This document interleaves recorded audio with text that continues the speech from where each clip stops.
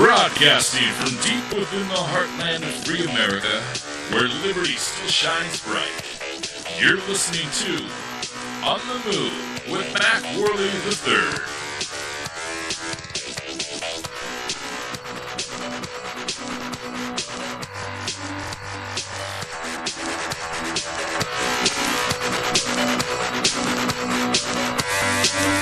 Hello, MacPack. It's great to be back with you for another edition of our program. This is On the Move. This is the show that attempts to inspire you to stand up for your rights. And we've got a lot on the agenda today. We got a lot that we're going to get to. I hope we have time for it all. Usually, shows like today, we have a lot that's left on the cutting room floor, which is exactly why we started doing the third hour of the program, our overdrive hour. I'm not sure if we're going to have to do that or not today. We're going to try to cram everything in, but without further ado, today's episode is titled Clinton Gun Control, Left Attacks NRA. This is episode 90 of our program, On the Move Show, and I, of course, am your host, Mac Worley III. Our featured topics today are going to be about Hillary's calls for more gun control. We're going to talk about how the left has been comparing the National Rifle Association to terrorists. Okay. We're going to also talk about some more details that have been emerging from the Hillary email scandal. I feel like it's incredibly important that we don't forget about this. Otherwise, we're essentially giving her a free pass. I want to follow the logical end to gun control. We covered this in a lot of detail. Last week, we talked about the statistics. Why more guns equals less crime. Why gun-free zones are killing zones. Why they're a place that these madmen, these psychopaths, target. Well, let's follow what these politicians, the leftists, the statists alike, who are going around calling for more gun control, what is the logical end to make it work? And we all know that that's going to lead to confiscation of guns. The politicians, they say, no, we're not coming for your guns. That's not what this is about. Although they keep comparing common sense gun legislation like they're talking about to countries like Australia and the United Kingdom that have had full-blown bans and confiscations of guns. So I want to talk about specifically how the gun control that the left wants will relate to confiscation, how it will end up at that point, and how it will cause a domino effect to the rest of our Bill of Rights and essentially nullify the Bill of Rights. And then I want to get to some really important philosophical points that I think we need to cover today. And it's one that I don't really understand the logic behind people who blindly put faith in a government. And the vast majority of us are guilty of this. We all think that the government will save us. The government's job is to take care of us. The organization, the authority will look out for us. But we all don't trust the government. I mean, if you look at polls, all you have to do is look at what Congress has, I think, a 12 or 11% approval rating. Nobody likes these people. Why are we putting so much faith in these politicians that no one likes nor trusts? So, the statist left, they don't care about you or the issues that they claim to stand for. So what do they really want? We're going to cover that as well. And I want to talk about why we should be not compromising anymore, but demanding more gun rights. We should be demanding more instead of always on the defensive. We should go on the offensive and demand more. Anyway, those are our featured topics for today. We got a whole lot of other articles that we're going to get to. I also have a special guest that's going to be joining us on the program. His name is Josh. He's going to talk about a small victory he had in the Pacific Northwest. I think this is incredibly important for us to highlight these kind of issues. This may not seem like a huge deal to you guys. It's not earth-shattering, I will admit. But his story, I think, is incredibly inspiring. And I think it's incredibly important because the progressive left, let's keep in mind, they are progressively taking away our rights, little by little, day by day, each time that we make a compromise with them, each time that we decide, okay, all right, we're not going to fight you on this one, we're not going to fight you on that one, let's just agree to disagree, but we'll let you get your background checks, your universal background checks. We'll do everything that you want. Okay. Just don't come for our guns.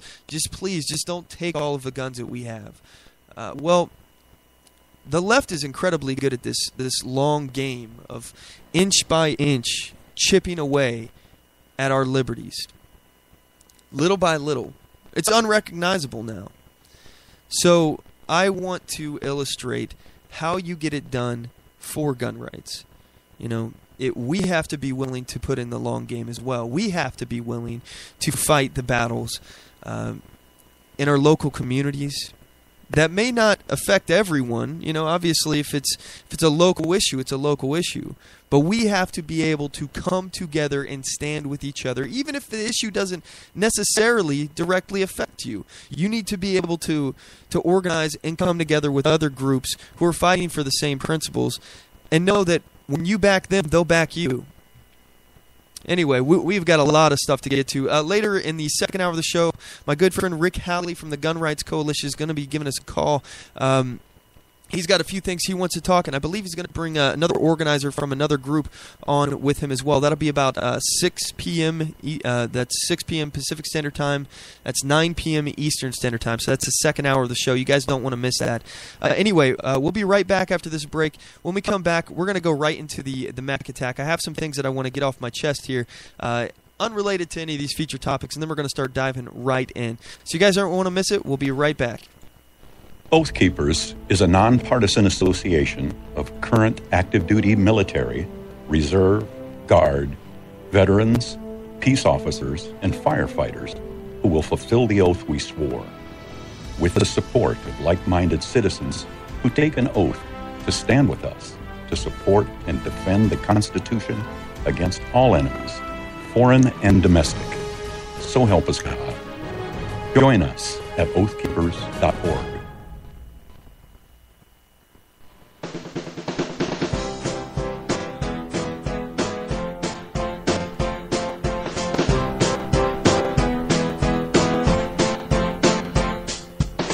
Support On The Move. Help us make this podcast bigger and better. You can do this by going to our store and purchasing one of our hundreds of products. All designs are original and made for patriots like you. Just go to cafepress.com/OnTheMoveShow. We appreciate your support.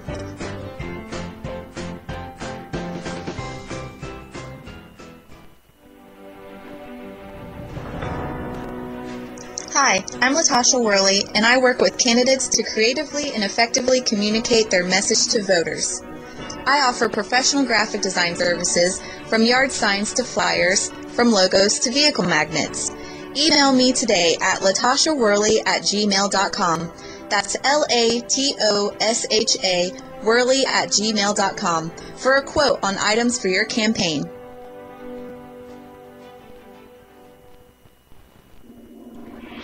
Broadcasting from deep within the heartland of free America, where liberty still shines bright.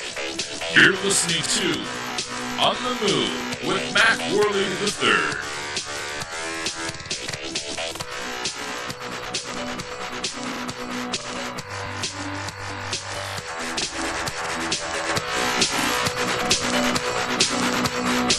All right, we're back. I appreciate you all sticking with us. So, right now, I'm in the process. I actually literally just posted to the event link on Facebook for this show. So if you're familiar with how things work here, we have a Facebook event that we put out on Facebook. I invite you guys. I give you an explanation of what we're going to be covering on the show and all this good stuff. So I just linked a couple of pictures from an upcoming story here that we're going to be talking about in just a moment with a local activist in the Pacific Northwest. He has worked to get no firearm signs removed from a public park. And he's going to be talking about his story, how he did this, what he did, and why he did it. So he's going to be giving us a call here at 8:15 p.m. Eastern Standard Time. In the meantime, I want to go ahead and enter into the Mac Attack segment because I have something specifically that I really want to get off my chest here. A conversation that I had on Facebook a little while ago pertaining to the minimum wage. So anyway, we're going to go ahead and enter into the Mac Attack segment. Here we go.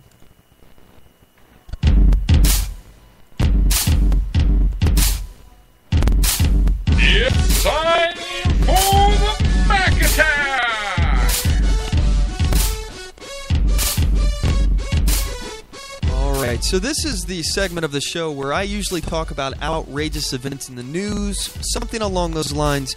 Right now, I'm actually going to use it to focus your attention on a particular viewpoint. You guys may remember a while back ago, we covered an article. It was titled McJobless, and it was talking about Seattle's $15 minimum wage. It has created a demand for these kiosks that allow the people in the store to basically just input their order and they don't have to deal with a cashier. Therefore, it's eliminating these low-skill $15 minimum wage jobs and replacing people with machines. My original post is that I made on our Facebook page. That's OnTheMoveShow. I said on here, people are replaced by machines because of ridiculous minimum wage laws in Seattle. We saw this coming. But hey, at least this is creating more skilled labor positions. Someone has to build, repair, and install these things, right? Too bad the unskilled workers who were screaming for a $15 minimum wage failed to understand that it would leave them jobless. Well, I was having an interesting conversation with Ed on Facebook, a gentleman named Ed, and we had a very respectful conversation. He seems to be a good guy. We just disagree, and I wanted to really highlight one of the areas that we disagree on. He thinks that, well, first of all, he asked me. He said, so should we continue to subsidize workers for government benefits? And I respond, if you're asking for my opinion, I would say no. I don't believe in subsidies. I don't think that they're moral. It's nothing more than redistribution of wealth, which I believe is government-sanctioned theft. And he says, well then, if we want to stop supplementing low wage with government assistance, what should we do? I respond, Ed, I would argue that people receiving low wages should look for higher-paying jobs or start their own businesses. McDonald's was never intended to provide a wage capable of sustaining a family. It is an entry-level job that pays entry-level wages. Entry-level jobs are intended to give first-time employees and low-skilled workers the ability to get some skill and experience that they can take elsewhere. We should stop looking to the government to solve our problems and instead empower the citizenry to fix their own problems. He agrees. He says, you make a good point. Everyone could be a billionaire in America. I'm not sure if this was sarcastic, though, because later he says, I do respect and agree with your Second Amendment stance. He found me from my open carry situation, many of you may be aware of. And he says he thinks I was horribly wronged in Vancouver. However, I do not sense that you are a friend of labor at this time. So my whole issue here is that basically he's saying that you cannot be a friend of business and labor at the same time. And I respond, I say, hey Ed, you're entitled to your opinion on labor. However, I would respectfully disagree with you that I am somehow anti-labor. I am very pro-labor and business. I don't think it's pro-labor to restrict an individual's right to contract. I don't believe the government has a right to tell an employee what he must pay or what wage an employee must accept. People will work for what their skills and experience are worth because no employer will be willing to pay more than something is worth, and that value is given by the economic laws of supply and demand. We can't simply ignore economic laws and pretend that there will be no consequences. So Ed replies, he says, Mac, I will respectfully disagree with a couple of your opinions. You cannot truly be both pro-labor and business. They are opposites. Best case is when they can work together respectfully, but that is seldom the case. The government has set the floor for wages. History will show that people make less when there is no floor. Sorry, 1 second here. Okay, people will make less when there is no floor. Employers have to be forced to pay wages that allow employees to survive, have medical insurance, and a retirement plan.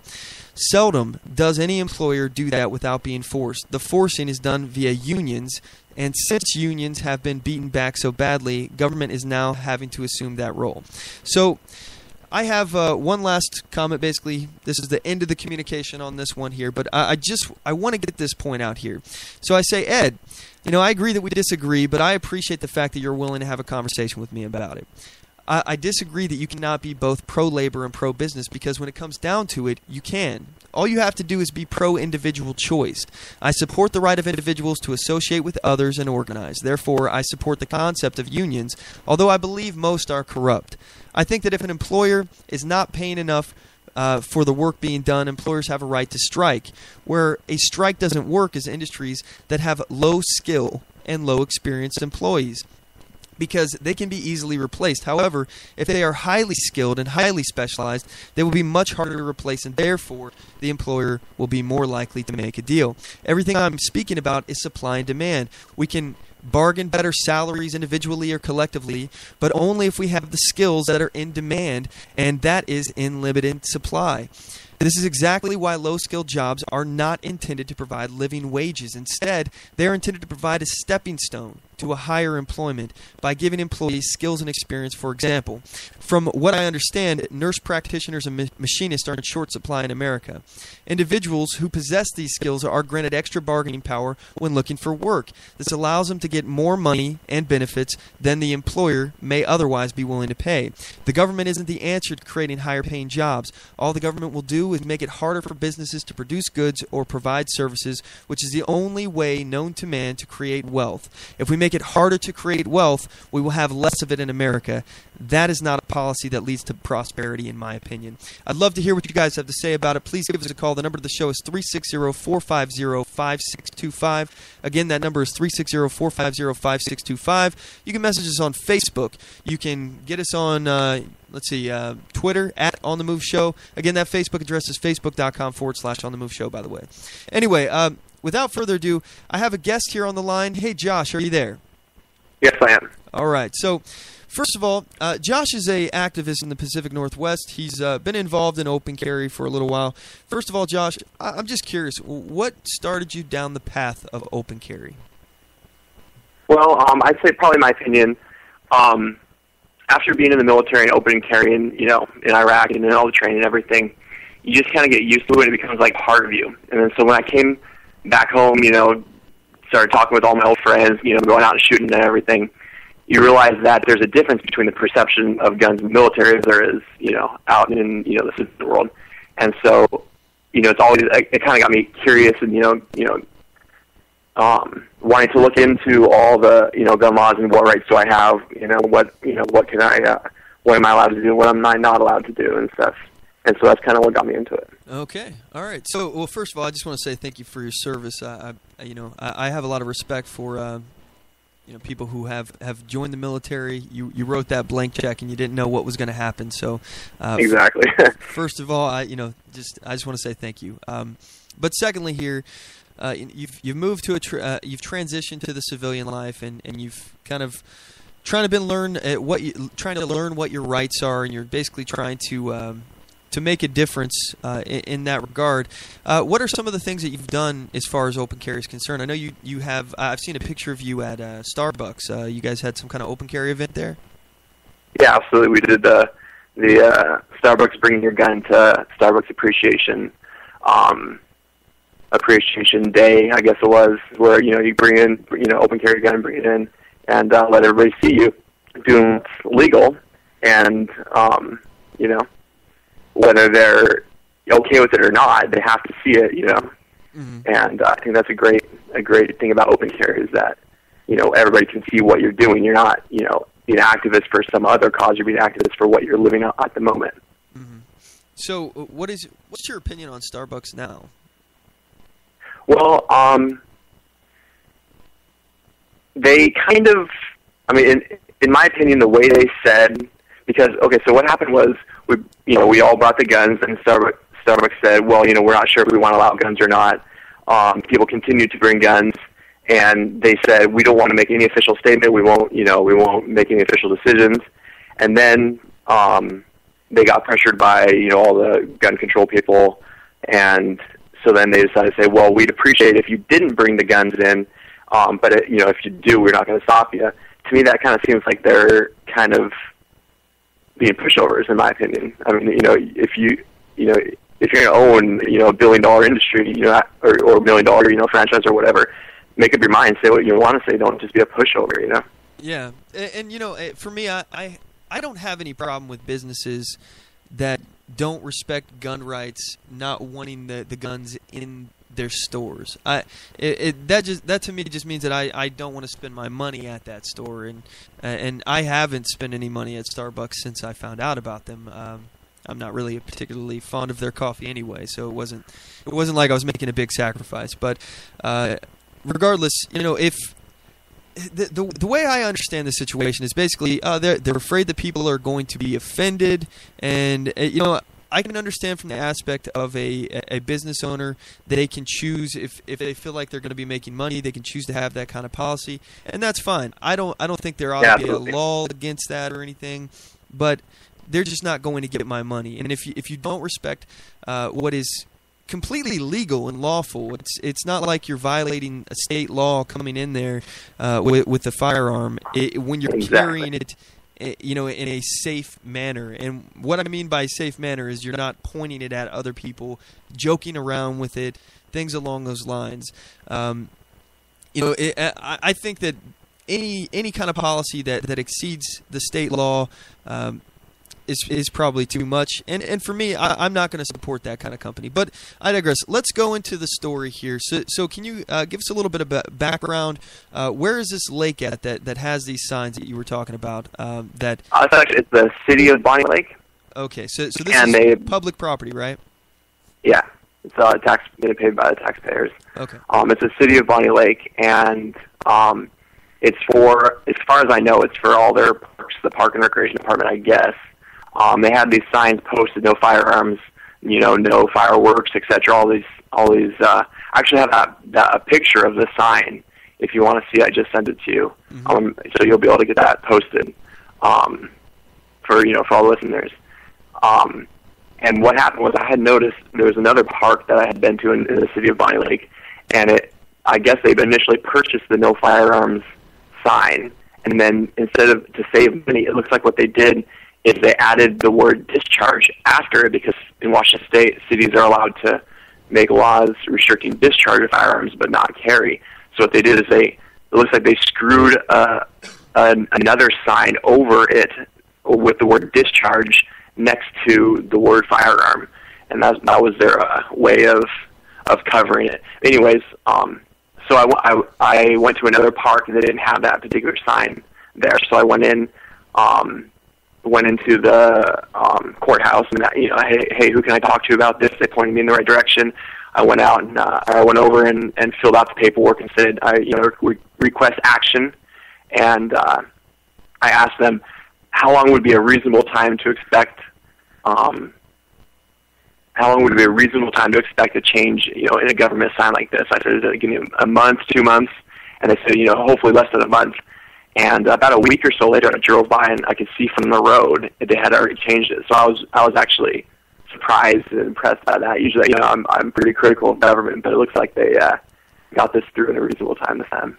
I think it's incredibly important, first of all, that we all do what you did. You saw something that wasn't right, and you took the time to make sure that it got fixed. But let's point out here, this is public property. So, people have every right to be there with their firearms. They're not posing a danger to society by being in this place with a firearm. But specifically, I'm more concerned about the fact that there is a sign right in front of the no firearm sign that says "Caution, bear sighting." And absolutely. They just recently saw a bear here, and now they have a policy right behind that says no firearms. It's unbelievable. Exactly. Yep. So, for me, that's probably why it got changed so quick. Mm-hmm. Yeah. Well, for me, it makes sense. I mean, they're putting people in danger. I mean, again, not just the sheer fact that anything can happen. I mean, criminals can approach you. You can still be mugged, robbed, hurt. Violence can be put upon you, and when you disarm people, in my personal opinion, if the government disarms you, they should be responsible if anything happens to you. If a private business like Starbucks tells you that they don't want you to bring firearms in their store, and it causes you not to bring a firearm in the store, if something happens, I think they should be held legally accountable. That's just my personal opinion. What do you think about that, Josh? Yeah, if they're not, going to do whatever's reasonable to take care of their customers. You can't walk into a store and have there be a big hole covered up by a mat. That's unreasonable. You can't. It's grounds for a lawsuit. Same with not providing a reasonable atmosphere, a safe place for your people to expect to come in and be treated like a customer. if you come in and you can't expect to go into a store and have, if they're not providing what's reasonable, then that's a hit on their part. Yeah, I completely agree. I mean, you're creating the environment that disarm people to begin with, put them at risk, and then you're not going to do anything to keep them safe. To me, that is it's despicable in my personal opinion. But I got one last thing I want to cover here with you, Josh, because I think it's pretty concerning. We were talking offline, just so the listeners out there know this. Josh is looking for a group. So, Josh, do you have any information that you want to give out that people can maybe contact you if they have a group in your area? By the way, what area are you in? Are you looking for a group for people who are into open carry and gun rights? Oh yeah, I love open carry. I open carry almost every day. I wouldn't mind if I go out to eat or whatever, have a bunch of open carry to get to know some open carry people to go hang out with. I'm actually in Pierce County, so if there's anybody in Pierce County, Washington State, that wants to go out and open carry with me, or do any demonstrations or rallies or anything, I'm down for that too. But anybody in Pierce County wants to open carry, definitely let me know. I'll probably put my phone number on the website. Is that all right? Yeah, I mean, that's fine. I have a link to your Facebook here.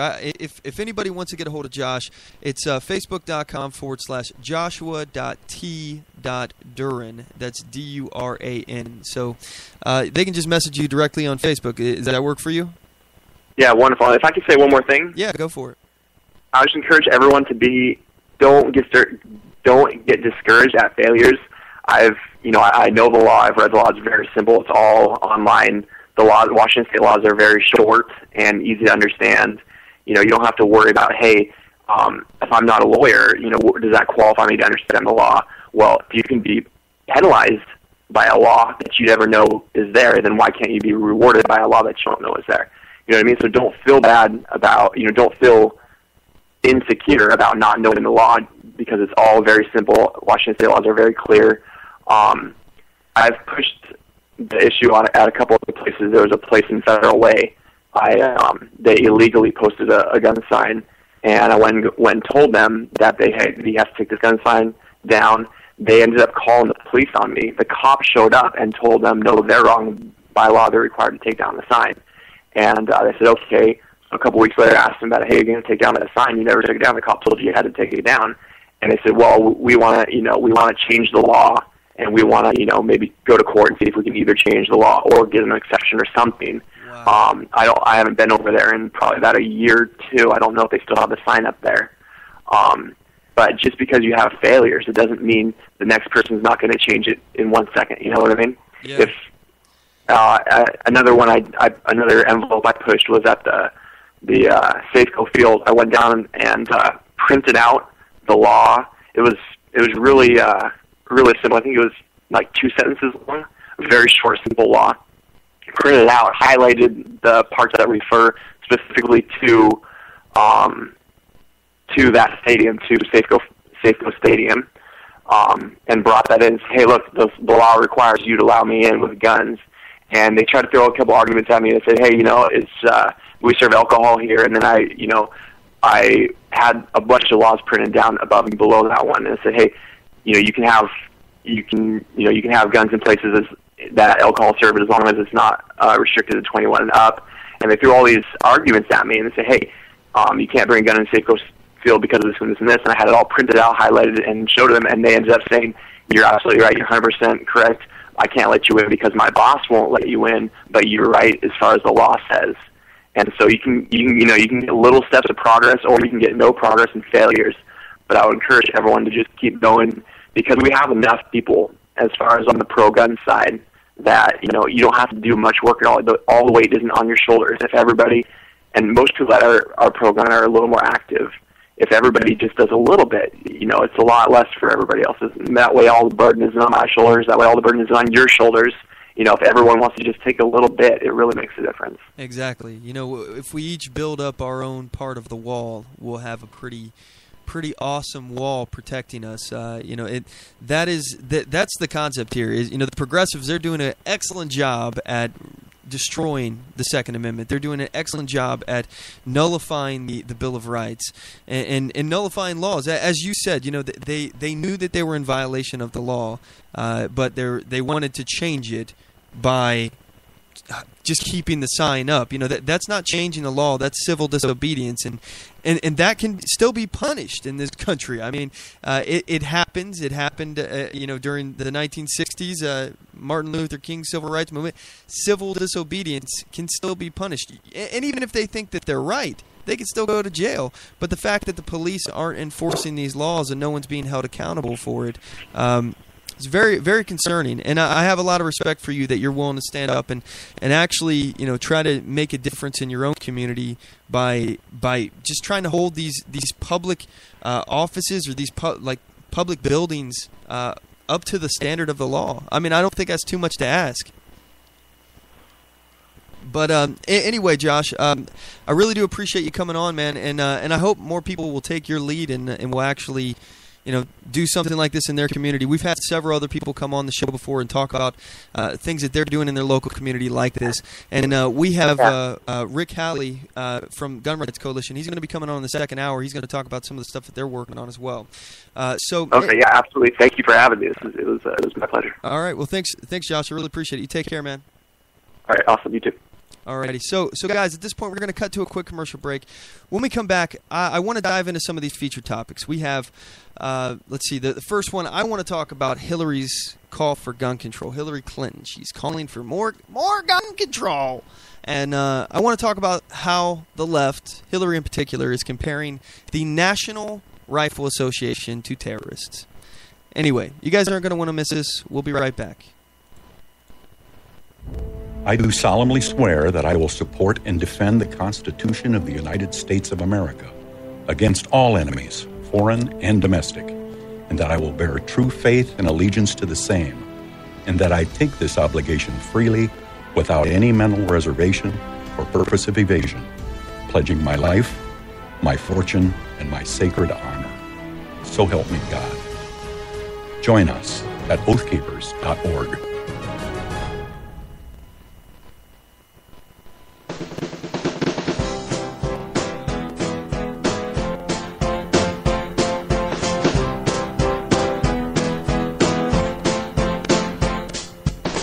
Support On The Move. Help us make this podcast bigger and better. You can do this by going to our store and purchasing one of our hundreds of products.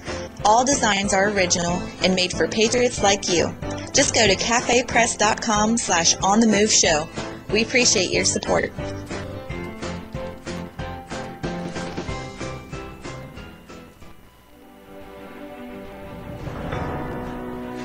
Hi, I'm Latasha Worley, and I work with candidates to creatively and effectively communicate their message to voters. I offer professional graphic design services, from yard signs to flyers, from logos to vehicle magnets. Email me today at latashaworley@gmail.com. That's LATOSHA Worley@gmail.com for a quote on items for your campaign.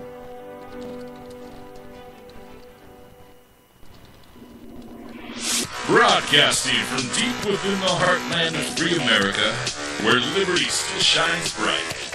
You're listening to On the Move with Mac Worley III.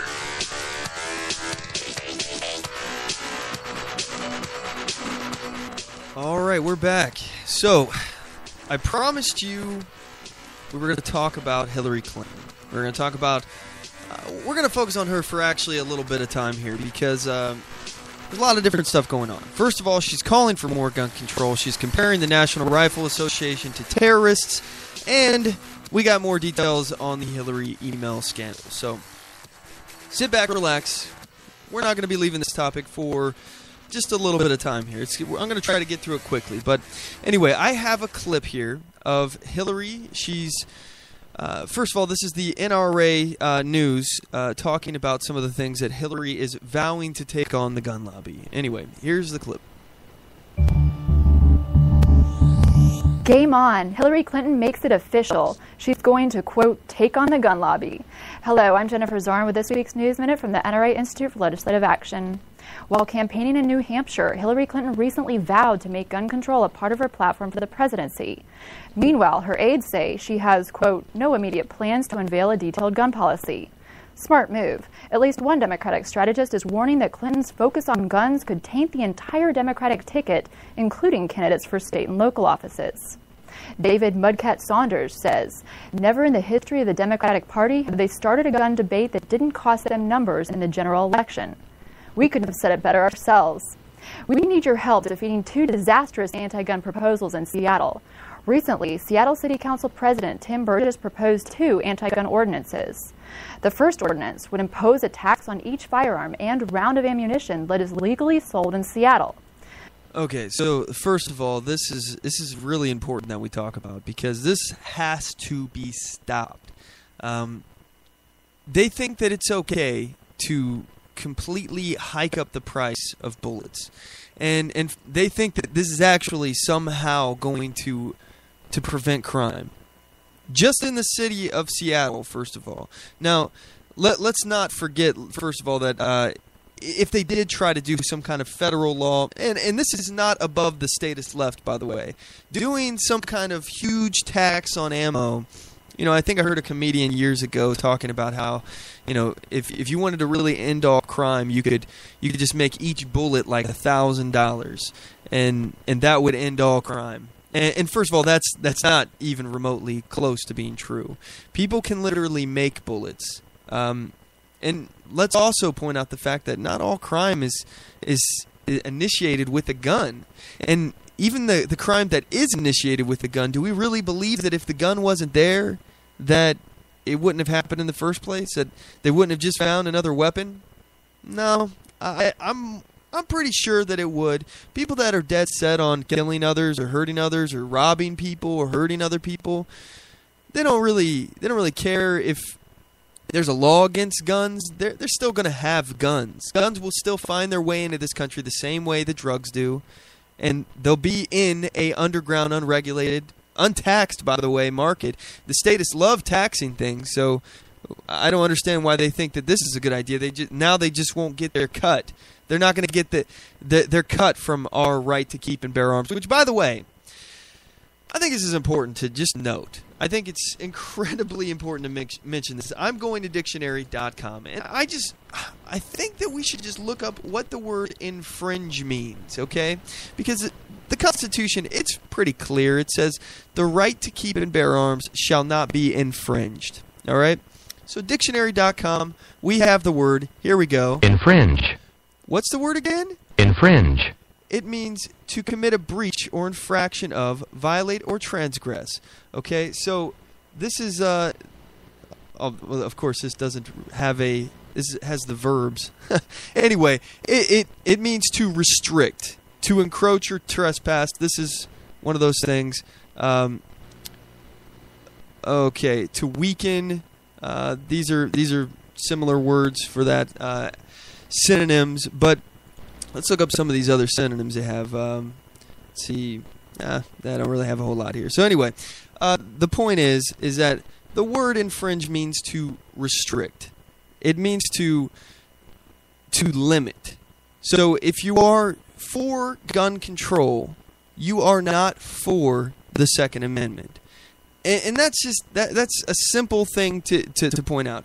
If you're for gun control, you are against the Second Amendment. And you don't have to support the Second Amendment. I'm not saying that you have to. You have to agree with me. No, I don't really care what people think. What I just want to do is make sure that they understand that they're not being intellectually consistent. We have some, what I've called in the past, sunshine patriots within the gun community. And in some ways, I often say that the NRA has these kind of policies where they're willing to capitulate, they're willing to go along to get along, they're willing to compromise because they don't want to be looked at as extremist, or maybe because, in some people's opinion, and I tend to lean this way myself, I think that they don't so much care about gun rights, unrestricted, uninfringed gun rights. I think that they care about the lobby, the money aspect behind it in some ways, and in other ways I think they genuinely, I think a lot of the people in the NRA actually do care about the Second Amendment. Now don't get me wrong, I'm not bashing the NRA. I'm looking at it from a standpoint of where they agree with background checks, which, by the way, I completely and wholeheartedly disagree with background checks. And I'll get into why in a moment. But let's first also mention that the NRA also called open carriers, I think they called them nut jobs or something like that. I can't remember the exact quote, but they basically said that people who open carry look crazy. Something along those lines. So I have an issue with that. I don't know if that's an official stance or viewpoint from the NRA, or if it was maybe just one renegade person who was saying his opinion, and that opinion did not reflect that of the NRA. Here's my viewpoint. And I'd love to hear from you guys. Give me a call, 360-450-5625. I'd love to hear what you think about the NRA. For me, I don't think that the NRA is extreme enough. I don't think that they are uncompromising enough. I think that they're willing to capitulate and compromise, and that to me is a problem, because the left tells us that we need to compromise. We just need to compromise. We need to find common ground. But what have they compromised on? What has the left given up when it comes to gun control? Can you think of one thing that the left has given up? Because a compromise would imply some give and take. It would imply that there are something that they lost and something that we lost, and we've met in the middle. So what have they lost? Well, in their eyes, they lost the fact that we have any guns at all. That is their compromise. We have compromised our rights away with people who don't respect the Second Amendment, and they don't really care about you. We're going to get to that too. That's another topic. I think that it's all pomp. I think it's all bluster that they're doing when they say that they actually want to stop the loss of life, that they care about you. I don't believe that they actually believe these things. As I said, we'll get into that. But let's refocus here. Let's get back on Hillary's call for gun control. And I have here Hillary talking about how the NRA, she says that the NRA are terrorizing Americans. Here she goes. In the spotlight tonight, the NRA faces some new opponents who won't back down. What stops a bad guy with a gun is a bad guy not having a gun. Okay. We haven't even got to the Hillary part, and I have to cut this off. Wow. So a bad guy with a gun is stopped by not having a gun. Well, we already know that the vast majority of homicides take place, and I'm not talking about legal defensive gun use, but the vast majority of homicides do not take place from legal gun owners, according to statistics. Look it up. We covered it last week. But again, that implies that there is a black market. They're getting it somewhere that is not within the legal realm. Criminals breaking the law to get a gun. They're criminals. That's what they do. The mere definition of criminal means someone who's breaking the law. So they don't care what pieces of paper you pass in Congress. They don't care. They're always going to have guns. And there will always be guns in America, first of all, even as President Obama said last week. We talked about this. He said that there is a gun for every man, woman, and child in America. That's roughly 330 million guns. Let's assume that 100 million households in America have guns. Do you really believe, first of all, that they can confiscate all of those and get every single one of these guns off the street? I don't. And I personally will not cooperate with anybody trying to come by and confiscate my guns, or with a mandatory buyback program, which, by the way, is a joke. all that does is make it so that anyone who does not bring their gun in with a stroke of a pen, you've made them a criminal. So what was a law-abiding citizen that was not a threat to anyone at all, was not hurting anyone else, they were not depriving others of their rights, they are now a criminal by default because they don't want to lose their right to keep and bear arms. But this guy, his name is Peter Reed. His daughter was killed at Virginia Tech. First of all, I have an issue here with the victims or the families of victims being paraded in front of the media telling us that we need to give up our rights because some psychopath attacked them. All right? I have an issue with this. I think it's distasteful. I think it's politicizing this event. And secondly, I honestly, I feel for them. I have empathy for their loss. I can understand how difficult of a situation they're going through. However, I don't believe that gives them any excuse to start calling for the restriction of other people's rights. That's my personal opinion. And actually, as far as this comment about a good guy or a bad guy with a gun is stopped by not having a gun, no, that's actually not the case. These bad guys are stopped by good guys who arrive on the scene, i.e. the police, or, as some people don't like to admit, a citizen with a gun. Citizens with a gun stop crimes sometimes, by the way. The media doesn't want you to know this, and you know what? I got an article that I will bring up here. It says, the article is from the Washington Post. Do citizens, not police officers with guns, ever stop mass shootings?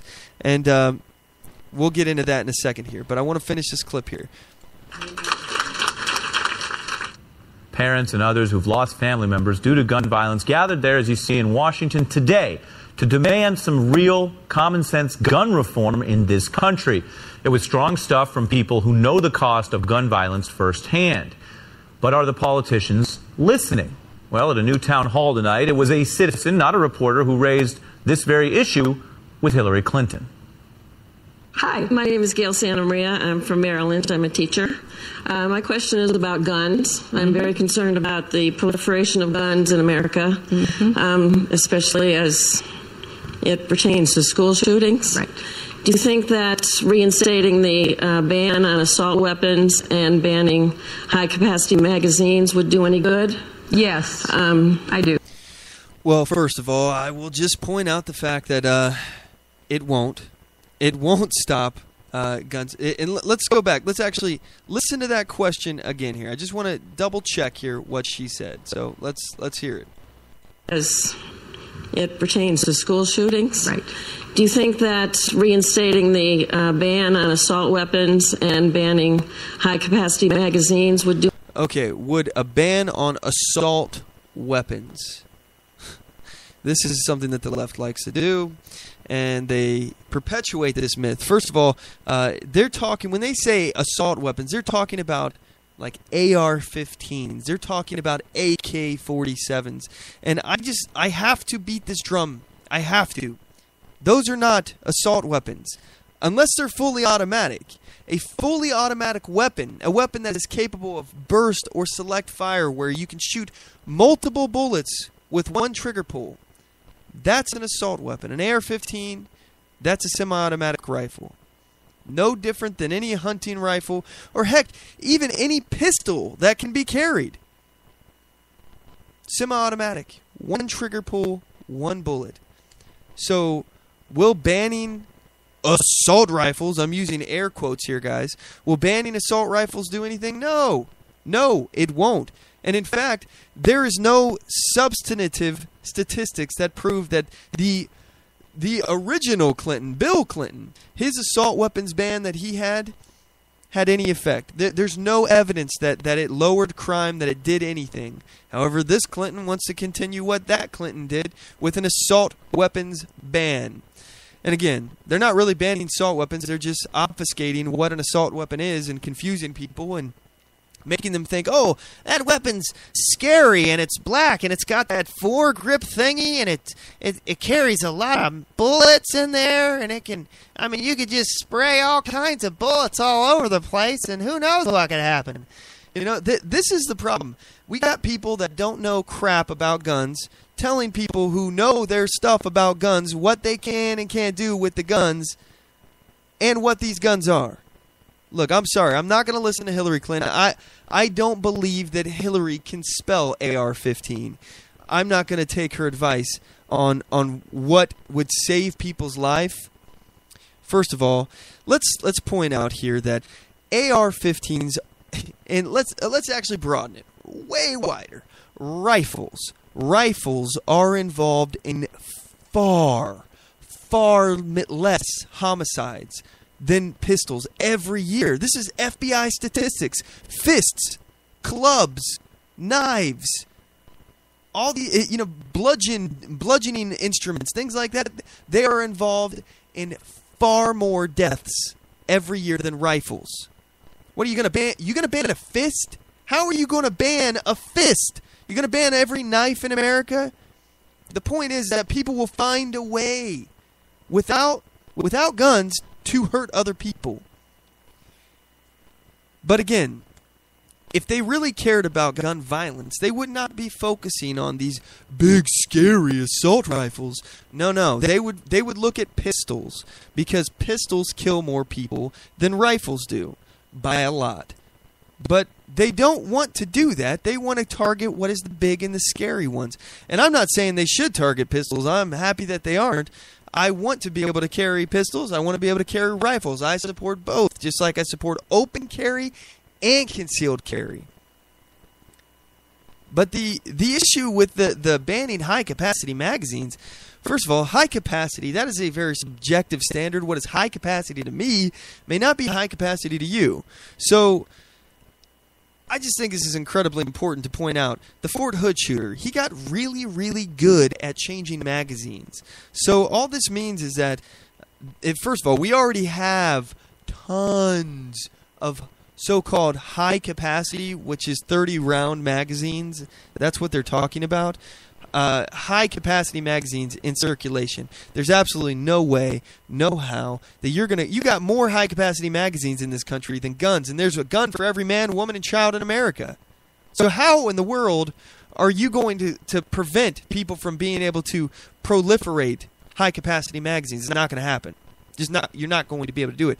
And even if you did, even if you took it down to 20, 10, one bullet. How many bullets is okay for these Nazis? I'm sorry, statists. How many bullets is okay? You know, at what point does this become an infringement? Because I'm pretty damn sure that when you start telling me I can't do things, that you're limiting me, and that is an infringement. And it's directly stated, shall not be infringed. Shall not. Maybe, who knows? I don't really know. Maybe in the future, shall not be infringed unless, technology adapts or changes in some way and these guns look scary or something. I mean, and maybe they can, shoot bullets faster than what we originally intended in this thing. No, they don't say all of that in the Constitution. It says, shall not be infringed. This is a human right. This is a natural human right to defend yourself. And the criminals are going to have the guns. We have every right to have the guns as well. Anyway, Hillary goes on. Any good? Yes, I do. I do. Good.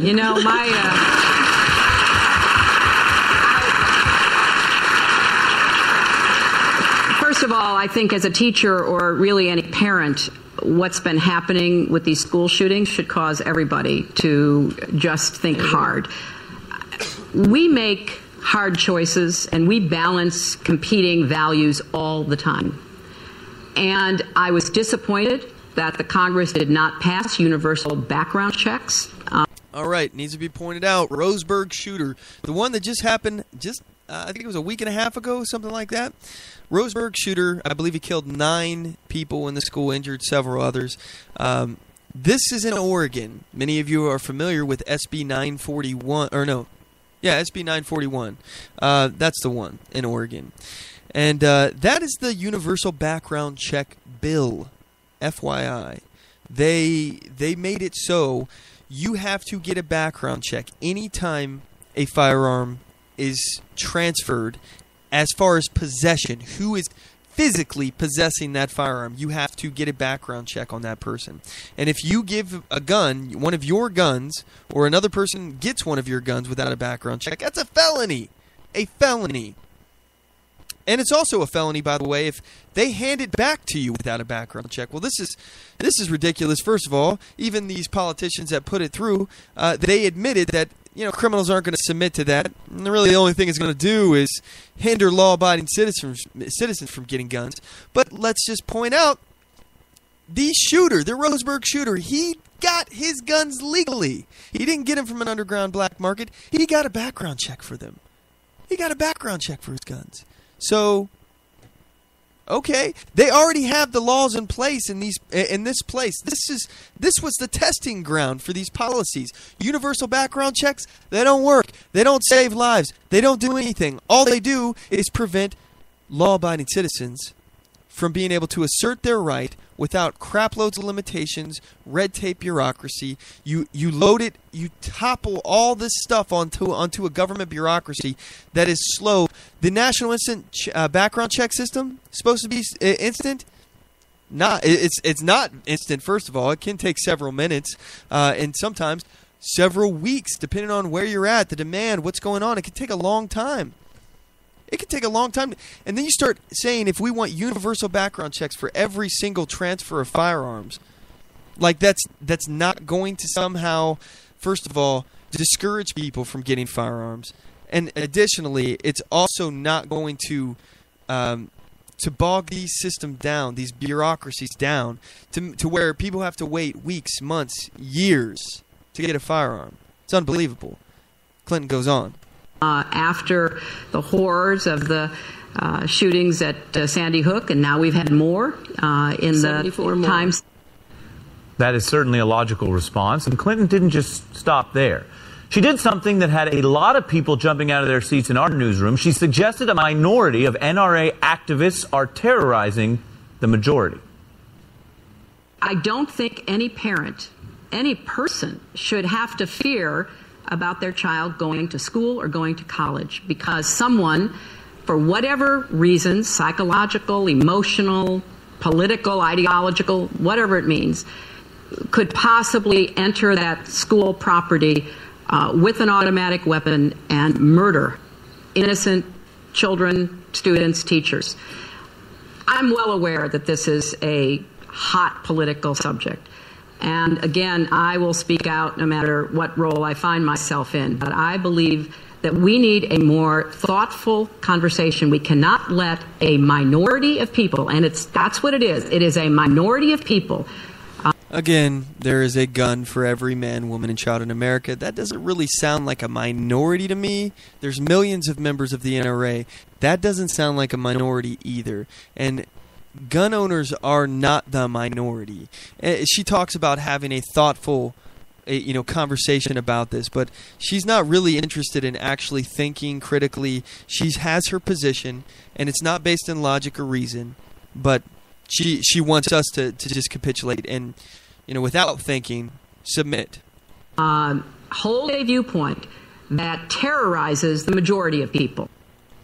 Okay, so Clinton is saying that the NRA members are terrorizing the majority. Anyway, we have some callers on the line here. I'm going to go ahead and take these calls. Hey, callers, first of all, what's your names? Where are you calling from? How you doing? This is Rob Arco from the American Rights Movement. Hey, Rob, how's it going? Okay, Rick Halley asked me to join in. Yes, sir. I was part of the planning for the Roseburg, Oregon rally, and have been a rights activist for some time. Have my own Facebook page and following, and we fight for Second Amendment rights and some common sense and logic in this debate. Yes, sir. So we also have Rick on the line, I think. Rick, are you there? I certainly am. Okay, all right. So Rick Halley, he's with the Gun Rights Coalition. So first and foremost, guys, I want to know what you guys got going on out there in the Pacific Northwest. What are you guys working? What's cooking? Go ahead, Rick. Oh well, of course we got the deal in Roseburg, which we all know what happened down there. someone, someone that was disturbed, one way or another.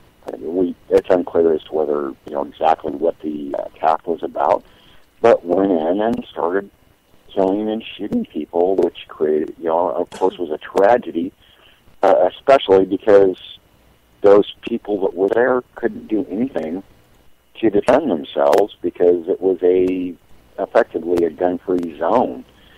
And then literally what seemed like moments afterwards, we have our president coming out calling for gun control before he even has any of the facts as to what happened. He didn't even know how many people had been shot, or at least the world didn't know. And, just, I don't even know that they had time to even collect up the fallen and to do anything at that point. It was just literally like moments. He jumped on this to make it a political issue, and he stated specifically that is what he was going to do, was make it a political issue. Hey, Matt and Rick, this is exact. I don't mean to interrupt you.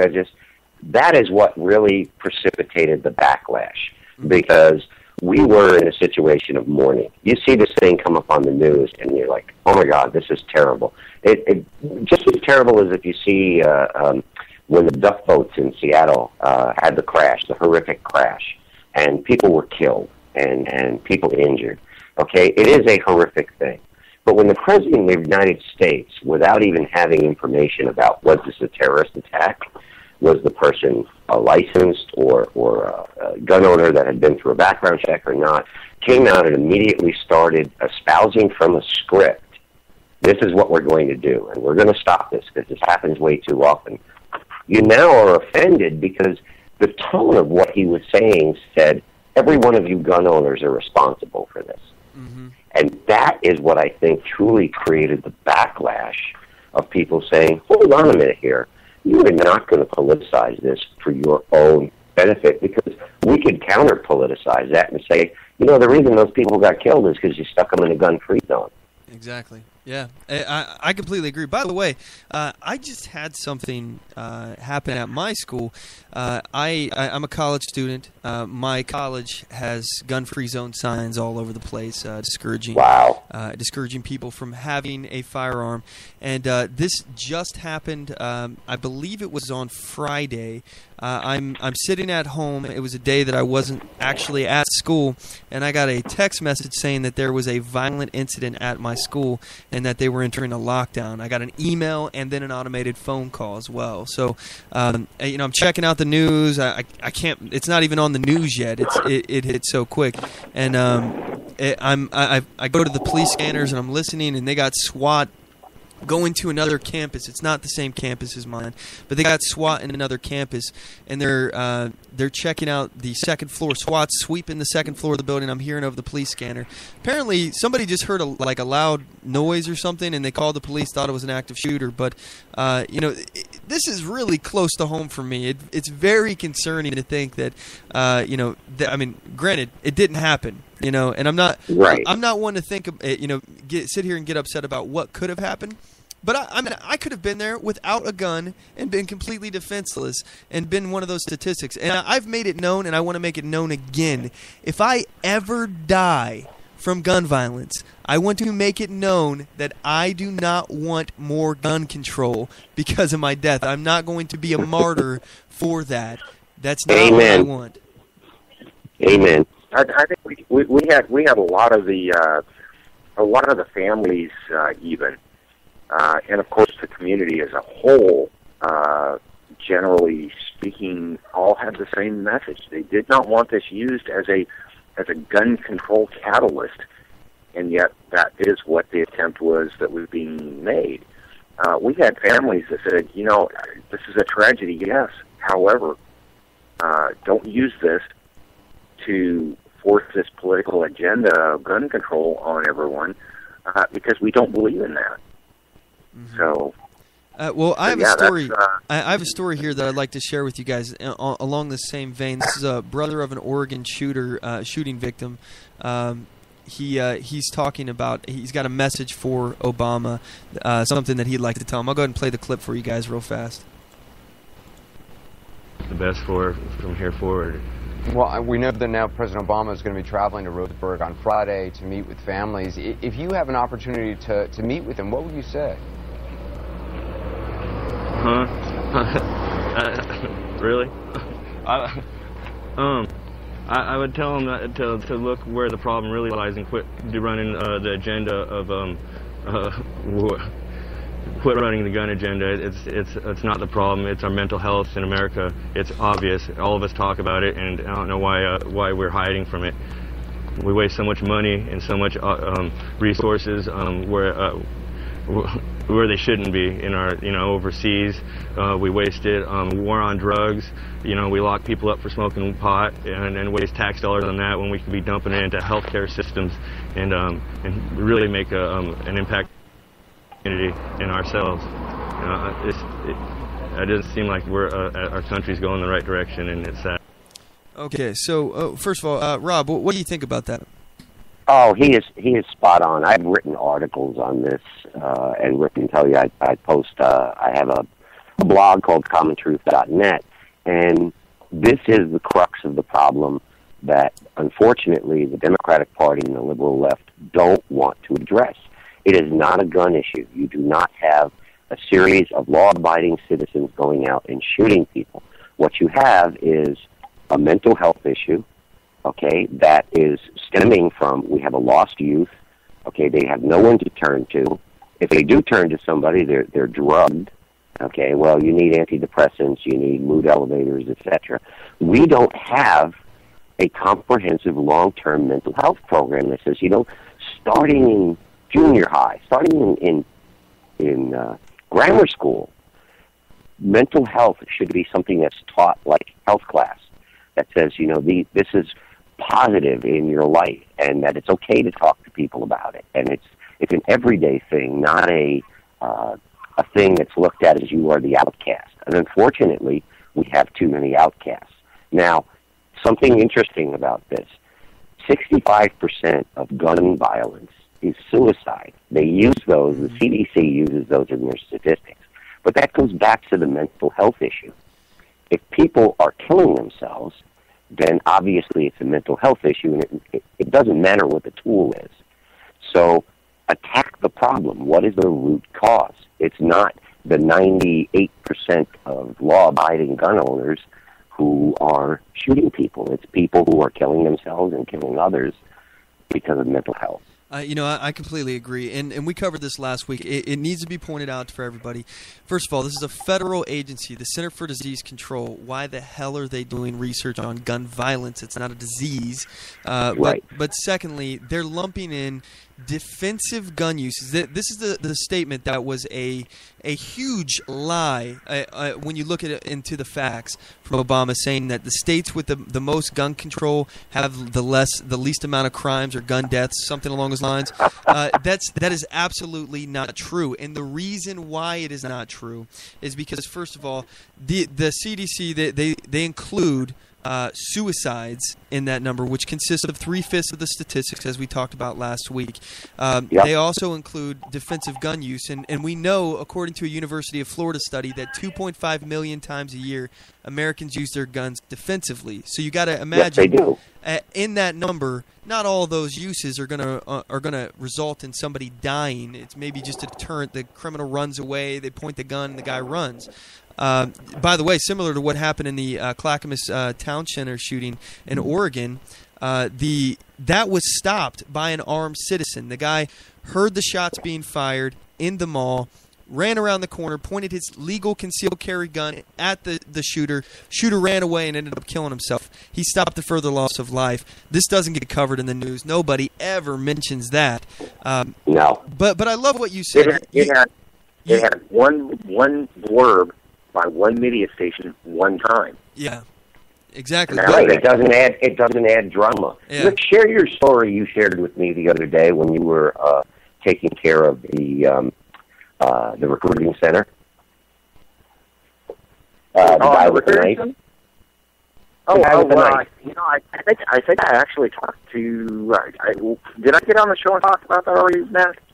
Go ahead and refresh my memory here. It's been a while since we last We talked. had. I'm thinking it was week before last. We had Chris, one of the folks that is out there every single day with us, standing at the recruiting center to help protect our recruiters who, we already know that they're left there defenseless by our a government that doesn't consider their lives that important or whatever, for whatever reason. Mm-hmm. But at any rate, Chris was going over. He was to a Walmart market, neighborhood market, to grab a couple of things, water and such that we use out there when we're out there. And he came back out to the car, standing at the car, putting stuff away, and he saw out of the corner someone that was approaching him. He turned around when this guy was approaching him, and he saw a guy coming at him with a knife in his hand. Oh, wow. Well, when Chris turned around, we all open carry when we're out there. We open carry back and forth. We all open carry, period, all the time. Of course, Chris has his firearm on his side. As soon as he turns around, this guy sees his firearm, and he's like, "Oh crap!" That's not the word he used, but he turned around and dead run away. And that's one of those instances where no one got shot. It didn't make the statistics. Yeah. But it was a defensive. It was a defensive gun use by the simple fact that it became a deterrent. Exactly. He didn't even have to clear the holster. That just the presence of the gun it deterred the crime. It's unbelievable. And again, that will never make any statistics out there. No one will ever know how many times that kind of thing happens every year, because you can't even quantify it. Who knows how many people are even prevented from even initiating the violence in the first place just because they saw that there was a gun. But I want to talk specifically about what you said, Rob. You were talking about how we're not focusing on the root cause. And I absolutely believe that we have a honest-to-goodness problem here, because what we're doing is essentially our idea of gun control is that we can background check everybody in our society and make sure that they're able to have guns because they may pose a danger to society. And in doing that, I look at it as trying to basically treat a bullet wound by cleaning up the blood. You're not putting any pressure on the wound. You're just taking a towel and cleaning up all the blood. Exactly. It's still going to continue to bleed, but you're just cleaning up the mess, basically. What the root cause of the problem here is that we have dangerous people being released into society. We have tons of gun laws on the books already that aren't being enforced. By the way, the vice president, he's on record saying we just don't have the resources to prosecute all the people that go and try to get all the background checks. That I believe, from what I'm remembering, and these are rough numbers from my memory, it was about 70. I think it was 70,000 or so people every year that apply for background checks and do not pass. About 70,000 every year. Out of that, there was. Go ahead. In 2012, I believe it was 108,000. And there's very few that are even referred to be prosecuted, and even less out of that are actually prosecuted. And by less, I mean less than a dozen every year that are actually prosecuted for this is a felony to apply for a gun when you're not allowed to do it. So there's less than a dozen that are prosecuted. And this is just one instance of a gun law, and it's because these people, these politicians that are supposed to really care about what's going on in the community and care about the loss of life, these people actually don't care. They want these criminals released back on the streets early. They want these people to go out and have access to firearms. That way you can be afraid. And that's why they don't say anything about what's going on in Chicago, because it's pretty much the murder capital of the world, and they got the harshest gun laws in the country. Go ahead, Rick. Going back to that 108,000, if I recall, and I don't know that these numbers are exact, but I know that they're relatively close. we had about 108,000 in 2012 that were referred for further action. Of those, there were something like 80,000 that there was any action at all taken on. Mm-hmm. And of those, there were something like 8,000, eight period, if I recall right. Again, the numbers, I don't know exact on that, but it was somewhere in that neighborhood that were actually prosecuted for anything. Mm-hmm. Right. So it tells me that there are 108,000 people being denied, or 7,000 people being denied their right because they might be dangerous. Okay, well, if they might be dangerous, but we don't know that they are, we have no business taking away from them an inherent right to defend themselves. If we know they are dangerous, which these background checks are supposed to be catching, then, like Max said, they shouldn't be released into society. Exactly. We have this whole policy, this whole kind of idea that when you get out of prison, you've paid your debt to society. But the fact is, if these people have really paid their debt, why aren't they full-fledged citizens? Why aren't they allowed to vote? Why aren't they allowed to get their gun rights back? And it's because we're admitting the fact that they haven't really honestly paid their debt. Some of these people, we're not going to, because first of all, we're labeling nonviolent people felons. We're expanding the definition of what a felony is to so many aspects. So we're not going to say that all felons are dangerous. However, some of them still are, and they need to get a background check. We need to make sure that the bad ones don't get guns. The bad criminals don't get guns after they get out. But if you've done a misdemeanor, okay, today it's okay. Tomorrow it may be a felony, and who knows what can happen then. The further they expand this, the further they make it so that less of us can have guns. I'm looking at the stats now, by the way. In 2012, 80,000 approximately were denied a gun because of a background check, and only 44 people in 2012 were prosecuted for that. And this is where those figures were approximate. So, yep. Yeah, this is where the hypocritical part really comes in, Mac. Too is you just mentioned that. Okay, they choose to say when you've left prison as a felon that you are lumped in as a class, whether your felony was you were writing bad checks or you almost beat somebody to death during a robbery.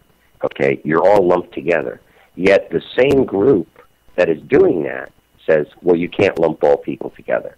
If you say, all Muslims are bad, you're a racist. Okay, you're a bad person. And this is where the hypocrisy comes in. But, I wanted to mention something about the background checks.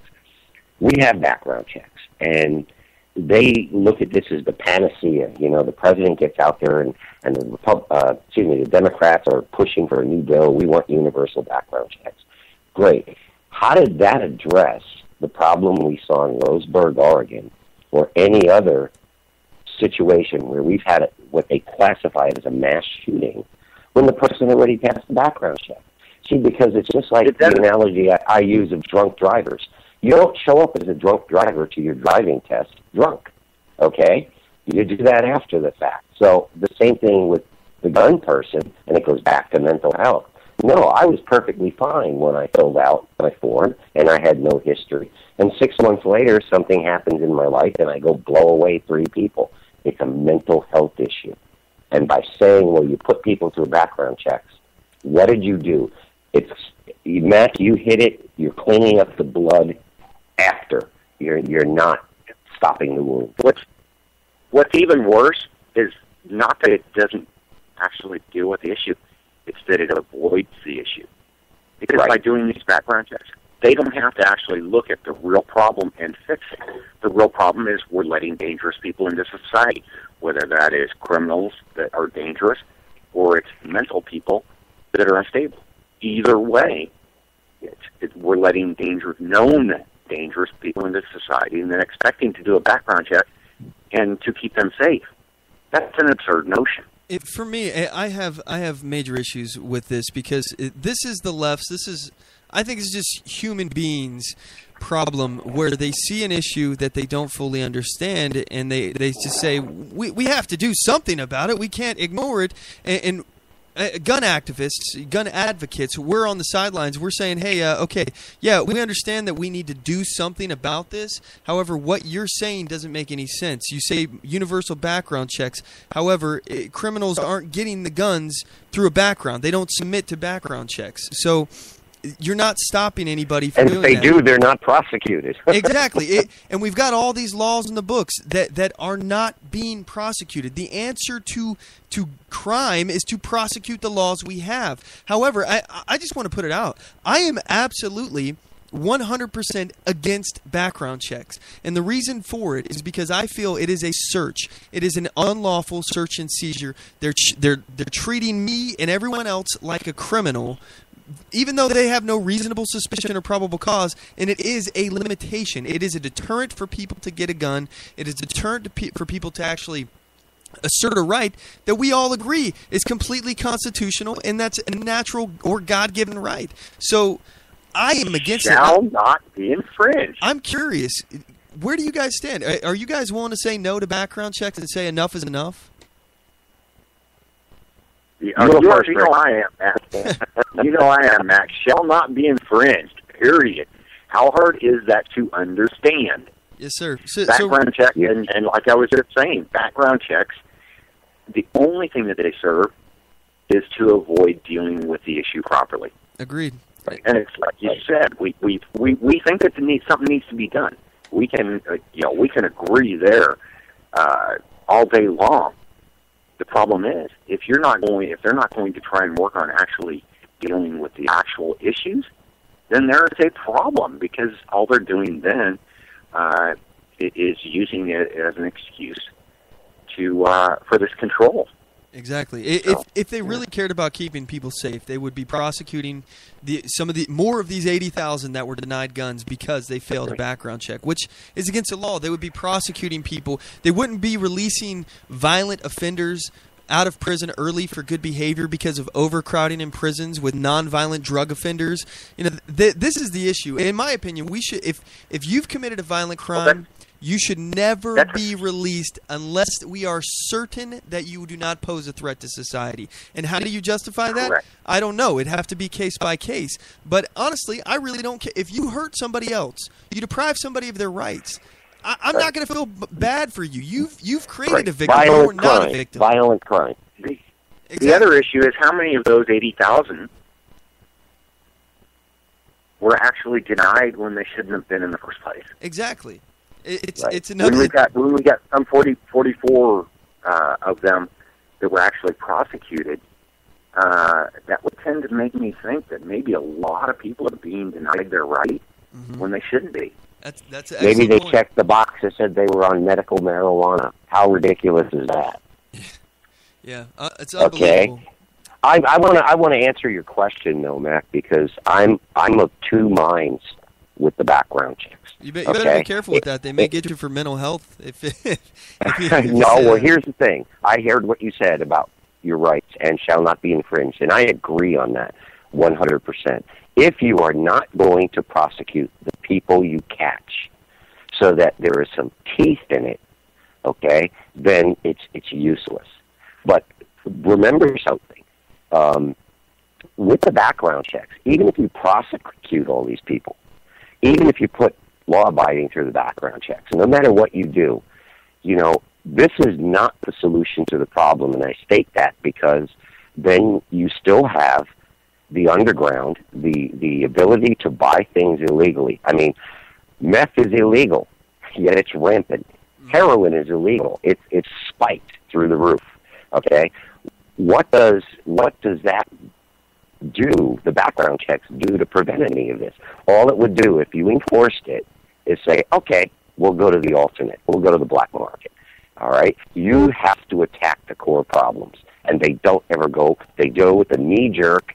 We're going to do this. We're going to do magazine bans. Now, anybody who's a gun owner knows you can switch a magazine in a heartbeat. Mm-hmm. So what does it matter if I have a Glock with 15 rounds or a Glock with 10 rounds? It doesn't matter at all. It's a split-second change. If they had it their way, though, I mean, you wouldn't have the Glock at all, or you'd have a Glock with one bullet. I mean, at some point, are we going to acknowledge that limiting magazine capacity is arbitrary, first of all. But second of all, at some point, what is it considered an infringement? If limiting from 30 to 20 or 20 to 10 is not an infringement, what is? What is an infringement? But my question to you, Rob, do you support background checks, or would you support getting rid of them completely? Boy, you put me on the spot here. Well, only I answered the question the way I did is because I don't think that answers the problem. Because if you do the background check and you fail and you're not prosecuted, it was useless. Okay? If you do the background check and you were tagged and you were prosecuted, well, fine. Then the felons are going to say, I can't slip through the system anymore.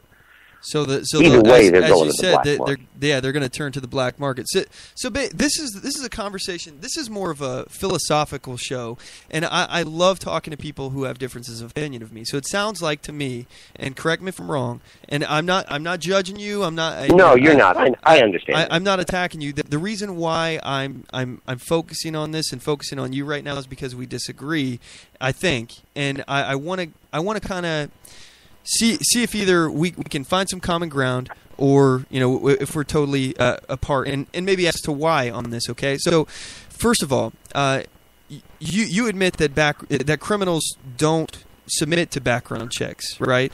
Right. Okay, so and that even if the background checks are totally enforced and the government is all seeing and all knowing, that the criminals will still be able to turn to the black market to get firearms. Right. You agree to that, right? Yes. So if that's the case, why do we have background checks? Why even support background checks if they actually don't do anything other than hinder law-abiding citizens? Why would you support but they that? do. They do something, and here's where my stance of why I wouldn't eliminate them. If you go into a gun store or any kind of gun dealer, or order a gun online and it has to be sent to an FFL, they have to perform a background check. If you don't pass, regardless of being prosecuted or not, you're not getting that gun. So there is a deterrent there in the sense of, I can't be a criminal and just walk into a store and buy a gun, okay? The guy has no idea if I just got out of prison and I'm looking to go kill my ex-wife and her lover who got me put in prison, okay? So you're not going to walk away with that. So I see the value there, but I just think the whole system is kind of screwed up because, as we've just pointed out, I am totally in agreement with you that if you are a violent felon and you're not going to have the rights when you get out of jail, you shouldn't be out of jail because the rate of recidivism is high, and we know you're going to commit more crimes. You just stated I guess I'm supporting. What was that, Rick? You just stated what I wanted to ask. What my question was okay. So we do a background check to find out if you're a criminal that's dangerous. So that means we're letting dangerous people walk out there in society. People we know are dangerous. Exactly. Right. Okay, that's a problem. I have a real serious problem with that because if they're known to be dangerous, so dangerous that they can't. It's a twofold problem. First, if we know they're dangerous, we shouldn't be letting them out. But at the same time, now, if we don't know that they're dangerous, we have no business at all taking away their right to be able to defend themselves against someone that might hurt them. Infringing them, yes, you're right. I agree. So, Rob, I guess my main stumbling block in this situation here is that you acknowledge the fact that criminals can get get guns without even going through the legal process, that there is a black market. So you acknowledge that they'll find a way to get a gun, and that they don't submit to, in usual instances, to these background checks in the first place. So the only people that are submitting to it are law-abiding citizens. Do you just not want them to have easy access to it? I'm just trying to understand why you support background checks at all if you acknowledge the fact that guns can be had other ways. Because I think, and this goes back to going to the root cause, I would support the background checks if we could get some statistics that would say the situation I just talked about before, where, let's say you have 100,000 felons, and they know they can't go into a store because the store is not going to give them the gun they want. What percentage do go to the black market and get it? In other words, is it really a deterrent, or is it a pat on the hand and, you know what, all 100,000 go, and that's a made-up number, but all 100,000 go out and get it. If you can honestly say, out of the 100,000 that would be turned away, only 10% seek the black market, then it is a valid deterrent. But if you can't say that, see, this is where I think I'm being misunderstood, is we don't know enough. And before you do things like saying universal black background checks, magazine bans, any of this stuff, you better have the data to back it up. And so I am in agreement with you as well as disagreement. It sounds like a politician answer, but it's not. What I'm really saying is I don't believe we should be making any decisions of background checks or no background checks without facts. I'm a fact person, and I can understand that. And I can also understand people's reluctance to say, let's get rid of background checks because they don't actually stop anything. That's my opinion, and it appears to be your opinion as well. Correct me if I'm wrong. That background checks don't actually do anything to prevent crime. So no, I don't think they do. I don't think they do at all. But I think we need the facts. Yeah. I think we have the facts. I think the facts are in. I mean, we can look at the statistics already. And last show we covered it in pretty good detail and broke it down. But I think this is a pretty reasonable thing that most people I'm talking to can at least agree that background checks don't actually do anything. But a lot of people are real hesitant on the fact that of actually pulling the trigger on getting rid of background checks, and it's the fear of no pun intended. It's the fear of enabling criminals to get guns. But I just have a quote here that I use from time to time to get us into the mind of a criminal here. Okay, we got Sammy the Bull Gravano, Italian mobster. He's quoted. He says, "Gun control. It's the best thing you can do for crooks and gangsters. I want you to have nothing. If I'm a bad guy, I'm always going to have a gun. Safety locks. You pull the trigger with a safety lock on, and I'll pull the trigger. We'll see who wins." This is how criminals look at it. They're always going to have a gun. If they are a violent criminal who wants to harm others, they will find a way. And even if they can't find it on the black market, it has to be pointed out that guns are incredibly simple machines that can be manufactured. So right. It does not take a whole lot of skill to have a single shot zip gun or something along those lines. And the biggest part about this is that criminals are looking for people to victimize. And if you have a gun, if you have a way to defend yourself, even if you're a frail person, even if you're not physically fit, you're not really capable of withstanding a fight, if you have a gun, the Smith & Wesson is the great equalizer. It is what makes everyone the same physically at this point. It does not matter. If you have a weapon, you're able to defend yourself against any kind of violent attacker. And I think it's wrong for us to want to do something like background checks that we admit only restrict law-abiding citizens and do nothing to keep guns out of the hands of criminals. I think it's. And here's where we agree. Here's where we agree, Mac, because I write about this all the time. Is I am so adamant about being against and passing laws that only infringe the law-abiding. We have not attacked the criminal problem. We have not attacked the mental health problem. We do nothing in those areas. We haven't said if you use a gun in a crime, mandatory. I don't care if the crime you committed only warranted 1 year in prison. We had another 20. Oh no, civil rights, you can't do that. Well, you know what? You chose to go into a store to rob it for $50, and it would have been a small crime, but you chose to bring a gun with you. Guess what?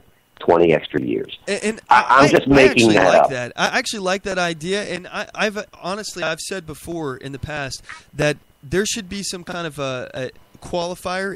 Let's not make drugs illegal. Let's legalize drugs. However, if you commit a crime while on drugs, give them an extra 10 years. Yeah, I don't have any problem with that. That's not an issue. But I have an issue with the fact of somebody not even doing anything wrong at all. They're just trying to smoke dope in their house, and some SWAT team, goons with guns comes in, kicking in their door, shooting their dog, and dragging them out of the house and wasting taxpayer money on all this crap. But hey, we actually got to cut to a commercial break, guys. I want to keep you guys around if you guys are willing to stick around. We got plenty of time for you if you want. Would you guys mind sticking through the break? I'm fine. Okay. How about you? I'm good. All right, cool. I'm good. All right. We'll be right back, guys, after this messages. Don't go anywhere. Nope. I do solemnly swear that I will support and defend the Constitution of the United States of America against all enemies, foreign and domestic, and that I will bear true faith and allegiance to the same, and that I take this obligation freely without any mental reservation or purpose of evasion, pledging my life, my fortune, and my sacred honor. So help me God. Join us at oathkeepers.org.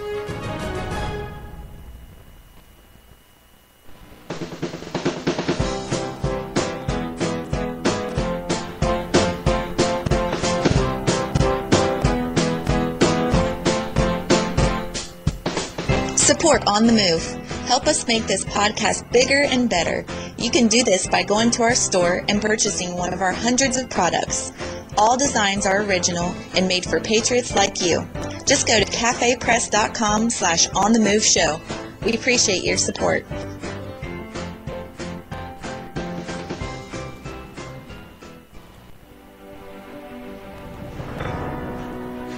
Hi, I'm Latasha Worley, and I work with candidates to creatively and effectively communicate their message to voters. I offer professional graphic design services, from yard signs to flyers, from logos to vehicle magnets. Email me today at latashaworley@gmail.com. That's LATOSHA Worley@gmail.com for a quote on items for your campaign.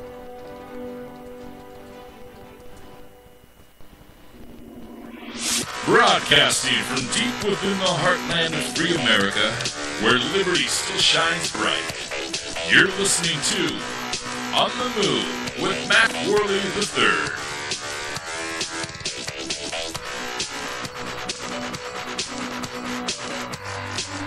All right, we're back. Okay, so before we get back into this interview, I'm on the phone with Rick Halley and Rob Arco. We've been talking about gun rights and background checks, all sorts of different stuff. I want to actually read a post that was written by Pat on Facebook. And first of all, he says that him and Teresa, they've come up with a solution that is not all that time consuming and not expensive, and something that will work to meet most objectives when it comes to school shootings and other safety and security issues. Number one, it is an emergency notification system, panic button initiated. Number two, armed security, faculty/office personnel/others. Number three, each room/hallway/office to have a panic button that contacts both fire/police and campus office. And number four, a portable panic button device, electronic through campus, Wi-Fi with connection to main alarm panel. Those are some simple solutions to being able to react to school shootings, mass shootings, something that probably wouldn't even cost that much to implement in each individual school. I want to know, first of all, Rick and Rob, what do you guys think about these? You guys there? My first question would be: are we talking about grade school students, or are we talking about college, university students? I believe he's talking about just schools in general around the country. I think this would be a great thing to implement in every school, in my opinion, if they can afford to do it. These would be just pretty common sense measures. If you have a security situation, having armed security there, first of all, to prevent the loss of life, act as a deterrent, that's a great thing. Secondly, having a emergency notification system where what happened at my school. They emailed me, they texted me, and they automatically called me too, all at the same time. That was a great situation, because if I was on my way to the school, I could have gotten that and been like, oh, let me not go there. I'm not going to do that. So that's a great thing to do. But I like these ideas of arming. I like the idea of arming teachers. I like the idea of a panic button that. If something happened, they can just hit the button and notify everybody to lock down the building. Do you guys agree with these? Yeah, absolutely. I mean, we protect. Yeah.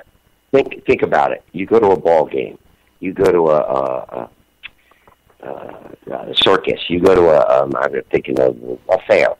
You go to anything that has large numbers of people, okay?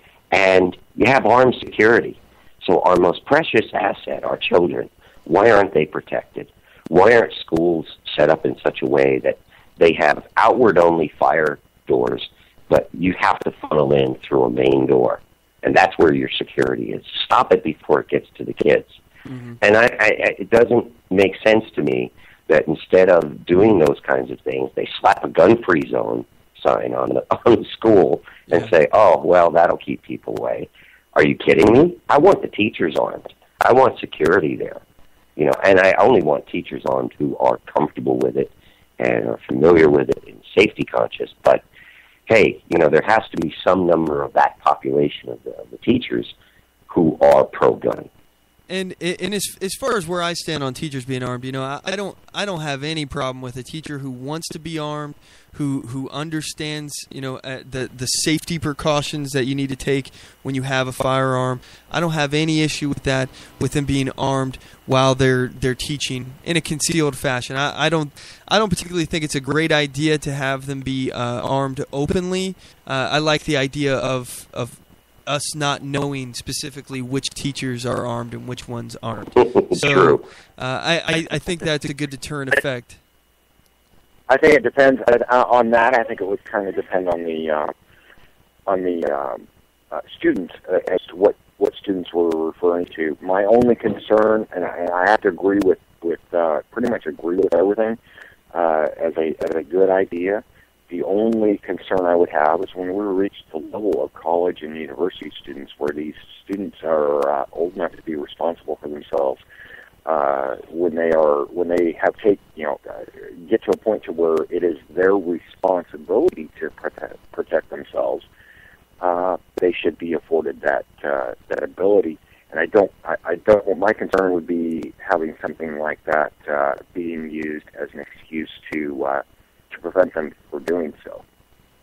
Mm-hmm. Right. Oh, no, I see what you're saying. You can't carry, but we have security. Yeah, that's the same as now. Right. You shouldn't have a gun, but the police will be there in 20 minutes. Yeah. Mm-hmm. Right. I hear you. And that's my only concern with that. Of course, that wouldn't apply to grade school students, because they, at that point they're no longer, or they're not yet responsible for themselves to be able to take on that responsibility. However, once we get these kids up to adult age, we expect them to be responsible. Legally, they are responsible for themselves, and our government has already said the only person that can be responsible for them is themselves. And yet, we have this guise that security or the police can be responsible for them, and yet they can't be held responsible for them. Exactly. Right? Yeah. And you know what the other side will say, Rick? The other side will turn around and say, oh, no, they're too young, and if they carried guns in college, they would all shoot each other. There's always the negativity of irresponsibility. Again, if that's the case, then we have to be able to hold someone responsible for their protection. Yeah, exactly. I'm with you. I'm just saying what we face as a battle every day. Yeah. Oh yeah, and I understand that, and it's a fight we have to make. And it's kind of hard. Friday we were down there to tell Obama to go home, and at the same time there were two different schools where they were shooting. So Exactly. That makes it tough. At the same time, though, to what extent was that a reaction from the shooting? To what extent did people were people irresponsible in trying to take on their own responsibility without being properly educated and armed with the details that they needed to first? In some cases, we've got that shooting down there, and then everyone runs out and grabs a gun and to carry it without also taking on the responsibility to train properly with it, to make sure that they are doing so in that responsible manner. And that's a reaction. It's a natural reaction to it. Where instead of telling people that they shouldn't be able to carry a firearm or this gun control stuff, we should be encouraging them to do so in a responsible manner. After all, they are responsible for themselves.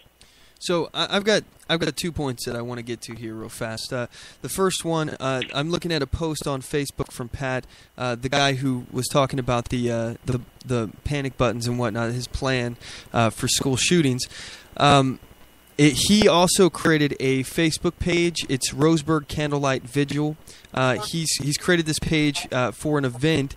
It's going to be October 17th at 1900. That's 7 p.m. Pacific Standard Time at Umpqua Community College. They're going to be having a candlelight vigil to show the rest of the world our compassion for other human beings and not just ourselves. So, we're concerned citizens who care about gun rights, but we also acknowledge the victims of this tragedy. So I think it's important that we all, anybody who's in the Roseburg area, if you can go out there, show your support for the community, please do so. But secondly, I want to ask you guys specifically here because, we're hearing a lot of comparisons nowadays to terrorists when talking about the NRA. And I'm of the opinion that the NRA is not extreme enough. First of all, I'm curious, what is your all's opinion of the NRA? Yeah, Rick, don't mind me jumping over you here. I've been waiting. No, I'm gonna let you go on that first on that one, Rob. Yeah, because I am all over this one, and this one is the one that angers me. People look to the NRA, and when I say people, I mean anti-gun advocates, look to the NRA like it's some private corporation like Big Pharma that is pushing the gun drug out, and they need to be abolished and burned to the ground, and they are evil, and they are the work of the devil. But what they fail to recognize is the NRA, like the Boy Scouts, is a member organization. So when they talk about this stuff, they're basically saying, X million of Americans, we hate you. Okay? The NRA is not out there to exist for itself. The NRA is a member organization, like any other political organization, to say, we as a collective have a voice. So rather than 10 million Americans writing individual letters, we ask them to be our spokesman in the fight. So it's ludicrous when you see politicians, individuals, treating the NRA like it is some corporation pushing a gun drug. Okay, I said my piece. Okay, so Rick, what do you think about the NRA? With the NRA, like you said, I don't think they take a strong enough stand. However, at the same time, these anti folks or gun control folks use that as their target. What they fail to realize, though, is that the NRA, while they do represent a small portion of gun owners, they certainly don't represent all of them, and they don't represent everyone that's out there in this fight. Right. I go out there, I fight and fight and fight. I was down there in Roseburg. They can try and use the NRA against me, but they will completely fail because I'm not an NRA member. I've never been an NRA member. And I have some problems with some of the things that the NRA has done in the past. The background checks. I do not believe background checks are the answer. In fact, I think that background checks actually enable our government and leaders to avoid dealing with the problem. And the NRA helped to put the background checks in place back in the 90s. They were part of doing that, and so therefore I have a little bit of a problem with the NRA, some of the things that the NRA has done. It doesn't mean that I won't work with them if I have a chance to. We worked together some last summer on the I-594 deal where we're doing the same things, but it does mean that I have some serious questions about what they're standing for, whether or not they're standing strong enough. And at the same time, though, I'm also willing to let that go, as maybe they made some mistakes that they didn't realize that they were making. If they will work towards the right things in the future, maybe I can support them in the future. However, I'm not going to do that until I see them doing so. Yeah, and for me, when it comes to the NRA, I have respect for a lot of the NRA members that I've met. I personally am a lifetime NRA member. I actually don't agree with a lot of the policies that they've taken, like their positions on things, and they actually support background checks, and they've mentioned some very concerning things in regards to open carry. I don't think that they're very open carry friendly. My position when it comes to this is I'm not just going to abandon the NRA. I'm not. The NRA might be abandoning me in this scenario, but yeah. I refuse to give up the NRA. I don't want it to just be a bunch of sunshine patriots who are willing to just capitulate and make deals and compromise, and that be the supposedly the biggest gun rights organization, the one that's working the hardest in America, supposedly, when it has nobody with my point of view in it. I hope that I can change it from within, and I hope that, honestly, as you said, I would be willing to work with the NRA. If the NRA, told me, hey, we want to do something in your state, there's a gun law that needs to be stopped, I'd be happy to work with them to prevent that. I'm willing to work with people who I don't always agree with.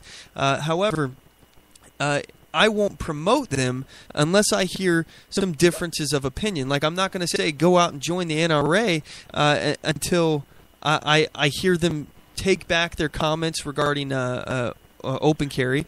And I also think it's important to note that the politicians, these lefties who are saying that the NRA is comparable to terrorists, it's very concerning to me because, first of all, the NRA has worked with these people to get background checks. So right. in many cases, the NRA is responsible and a collaborator in this instance for background checks. But I want to actually mention here that the politicians that are actually calling this organization, it's a grassroots organization, a terrorist organization, because basically what they're saying is that, if you blow this up to the proper proportion of what they're trying to say is that, these guys are terrorists and we should get them.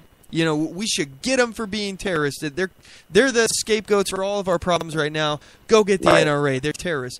And what that is that's targeting people who have used their freedom of association. Again, this is a First Amendment guaranteed right. The First Amendment didn't give us this right, but it just protects it, of association. We can choose who we want to associate with, and this is one of the ways. If they attack the right of association, don't think that they're not going to attack the Second Amendment right to keep and bear arms. And again, one of the featured topics for today's show, and this has to be pointed out, it is incredibly important, is the logical domino effect that goes when they start attacking the right to bear arms. They start with the second. Now they're attacking the freedom of association. Then pretty soon when they go for the all-out ban and confiscation, well, how are they going to pull that off? They're going to have to go door to door, kicking in doors and searching your home. Well, there goes the Fourth Amendment. Well, who's to say that you won't be involved in criminal activity down the line? Maybe we should quarter troops in your home. There goes the third. When does it stop? Right. Well, that's exactly it. And I agree with you, and I agree with Rick in that I have not always been. Well, first off, I'm a lax NRA member.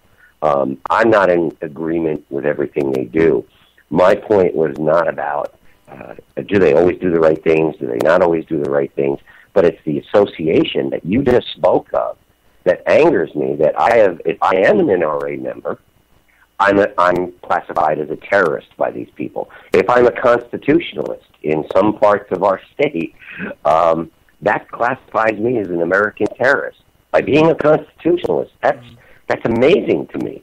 And it's this constant whittling down and propaganda that goes out there that demonizes us as a class, that says, you're a gun owner, you must be a terrorist, you're violent. And, something I pointed out, and Rick will attest to this, because Rick has been to so many and sponsored so many rallies. You go to a gun rally, and they're peaceful. You go to a May Day parade in Seattle, it's far from peaceful. You go to an anti-gun rally, or Black Lives Matter or whatever, these are not peaceful protests.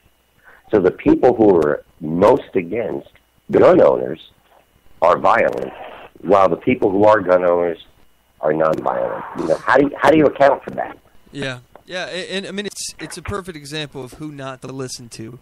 You have people that are calling for pigs in a blanket, fry them like bacon. Black Lives Matter protesters who are literally calling for the assassination of police officers and the hanging of whites.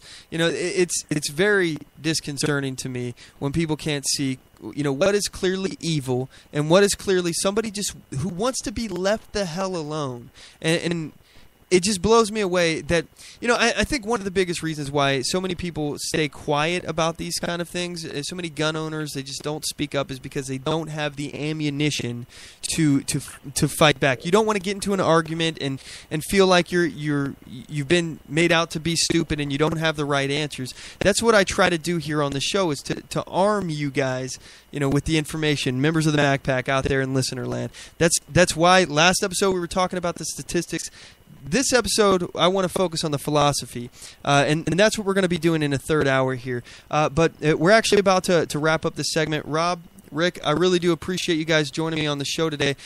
First of all, do you guys have any final thoughts? Anything that you'd like to say?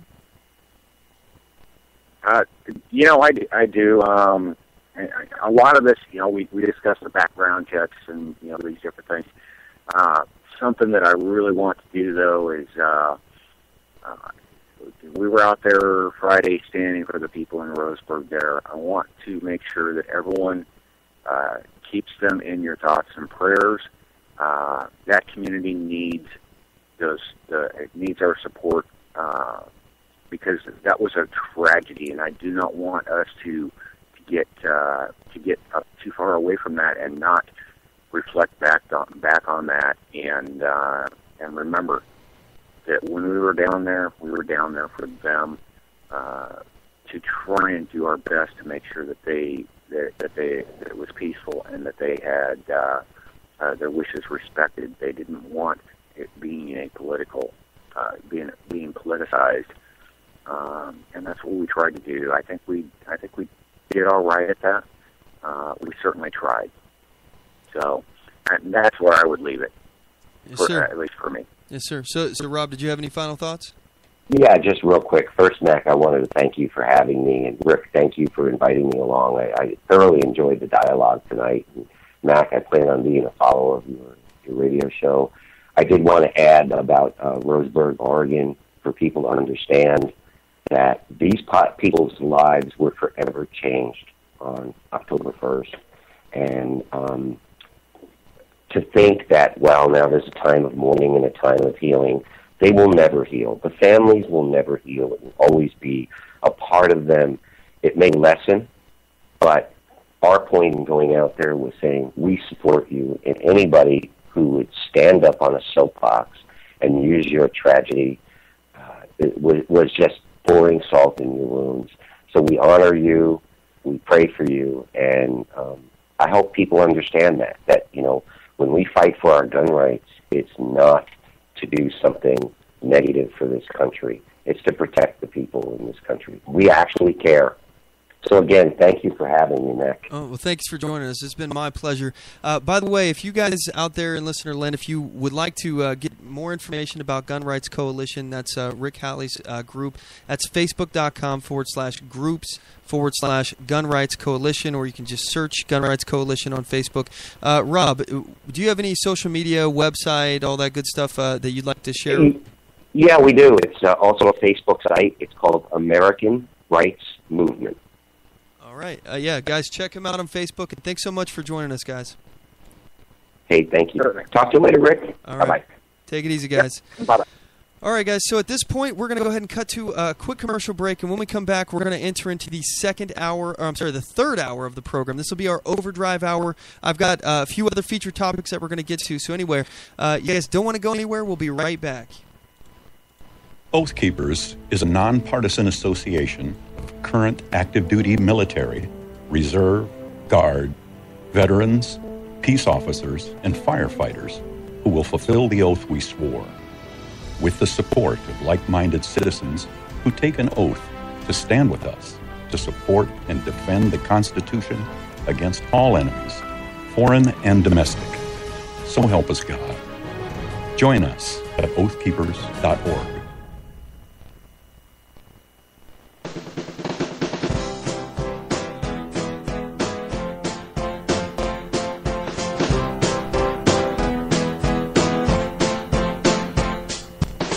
Support On The Move. Help us make this podcast bigger and better. You can do this by going to our store and purchasing one of our hundreds of products. All designs are original and made for patriots like you. Just go to cafepress.com/OnTheMoveShow. We appreciate your support.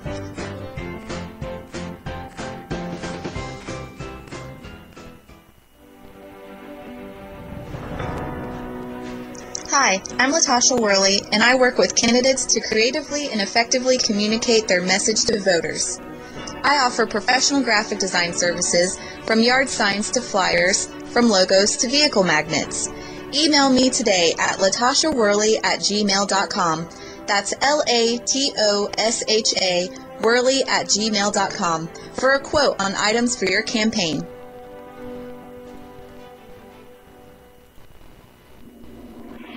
Broadcasting from deep within the heartland of free America, where liberty still shines bright.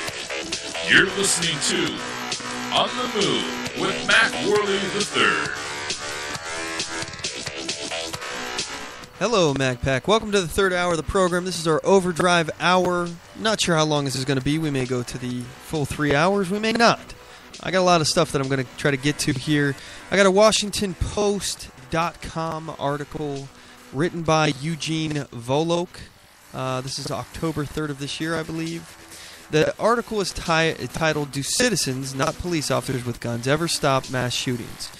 So, admittedly, I have yet to read this article. I figured no matter what the point of view is, I can talk about it. So let's go ahead and just dive right in here. Backers of the law, of laws that let pretty much all law-abiding people conceal carry guns in public places often argue that these laws will sometimes enable people to stop mass shootings. Well, it's true. First of all, this is me talking now.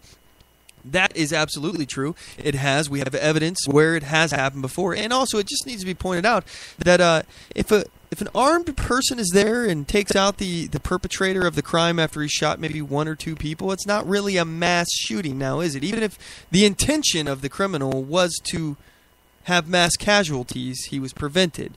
So, yes, it does happen. But it doesn't get covered as mass shooting. It's just, oh, some guy who popped a few shots off and was stopped. That's what happens. So, but I digress. Let's go on. Opponents occasionally ask, if that's so, what examples can one give of armed civilians with guns stopping such shootings? Sometimes I hear people even asking if even one such of example can be found, or saying that they haven't even heard of one such example. I've given you one example already today. The Clackamas Town Center shooting in Oregon, where a armed civilian stopped a shooting.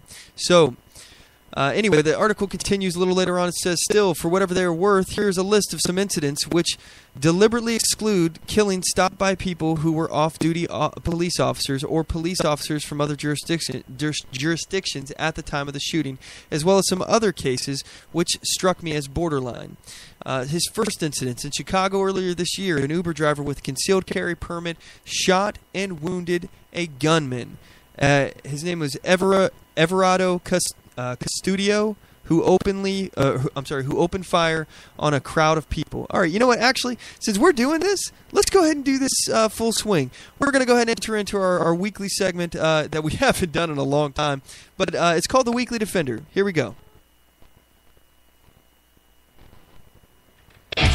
And now it's time for the Weekly Defender. You have the right to defend your life, the right to defend your family, and the right to defend your freedom. I mean, I figure if we're going to do this, we might as well do it right? We got to do it proper. If we're going to talk about armed citizens in the news who have used their firearms to defend themselves or their property, we got to do it in the Weekly Defender. It's been so long since we've had the opportunity to do this. Not that we're in short supply of defensive gun uses in the news. No. Nay, I say to you, there are plenty. We just have so much other stuff going on that must be talked about. You should know that there are still defensive gun uses happening that I just haven't had time to report on. What are we going to do? Anyway, our second person on this list of citizens who have stopped mass shootings, people who they were an actual citizen, not a police officer, just a regular citizen with a firearm. The second one, in a Philadelphia barbershop earlier this year, Warren Edwards opened fire on customers and barbers after an argument. Another man with a concealed carry permit then shot the shooter. Of course, it's impossible to tell whether the shooter would have kept killing if he hadn't been stopped, but a police captain was quoted as saying, "I guess he," meaning the man who shot the shooter, "saved a lot of people in there." The third example we have here, in a hospital near Philadelphia in 2014, Richard Plotz shot and killed the psychiatric caseworker? Yeah, I guess that's it. With whom he was meeting, and shot and wounded his psychiatrist, Lee Silverman. Silverman shot back and took down Plotz. While again, it's not certain whether Plotz would have killed other people, Delaware County DA Jack Whalen stated that if the doctor did not have a firearm and the doctor did not utilize a firearm, he'd be dead today, and I believe that other people in that facility would be dead also. Yeadon Police Chief Donald Molyneux similarly said that he believed the doctor saved lives. Plotz was still carrying 39 unspent rounds when he was arrested. Let's see, the number 4 incident in Plymouth, Pennsylvania in 2012. William Alaba killed one man and wounded another following an argument over Alaba being ejected from a bar. Alaba then approached a bar manager and Mark Kitayator. I am terrible. By the way, I'm terrible at last names, guys. I know it. I'm sorry. And he reportedly pointed his gun at them. Kitayator, who had a concealed carry license, then shot Alaba. The video footage and the evidence reveals that Mr. Alaba had turned around and was reapproaching the bar. Mr. Kitayator then acted, taking him down. We believe that it could have been much worse that night. Let's see, we got 5, 6, 7, 8, 9, 10. They got 10 other examples here on the article. I'm not going to go one by one, but you get the drift here, guys. Again, if you want to read the full article, I'll go ahead and post it on our Facebook page. That is facebook.com/OnTheMoveShow. Facebook.com/OnTheMoveShow. There we go. So I'm posting it right now. Boom, it is published. It's out there in the ether. Feel free to check it out. Again, that's facebook.com/OnTheMoveShow. Please feel free to like the page while you're there. I would certainly appreciate it.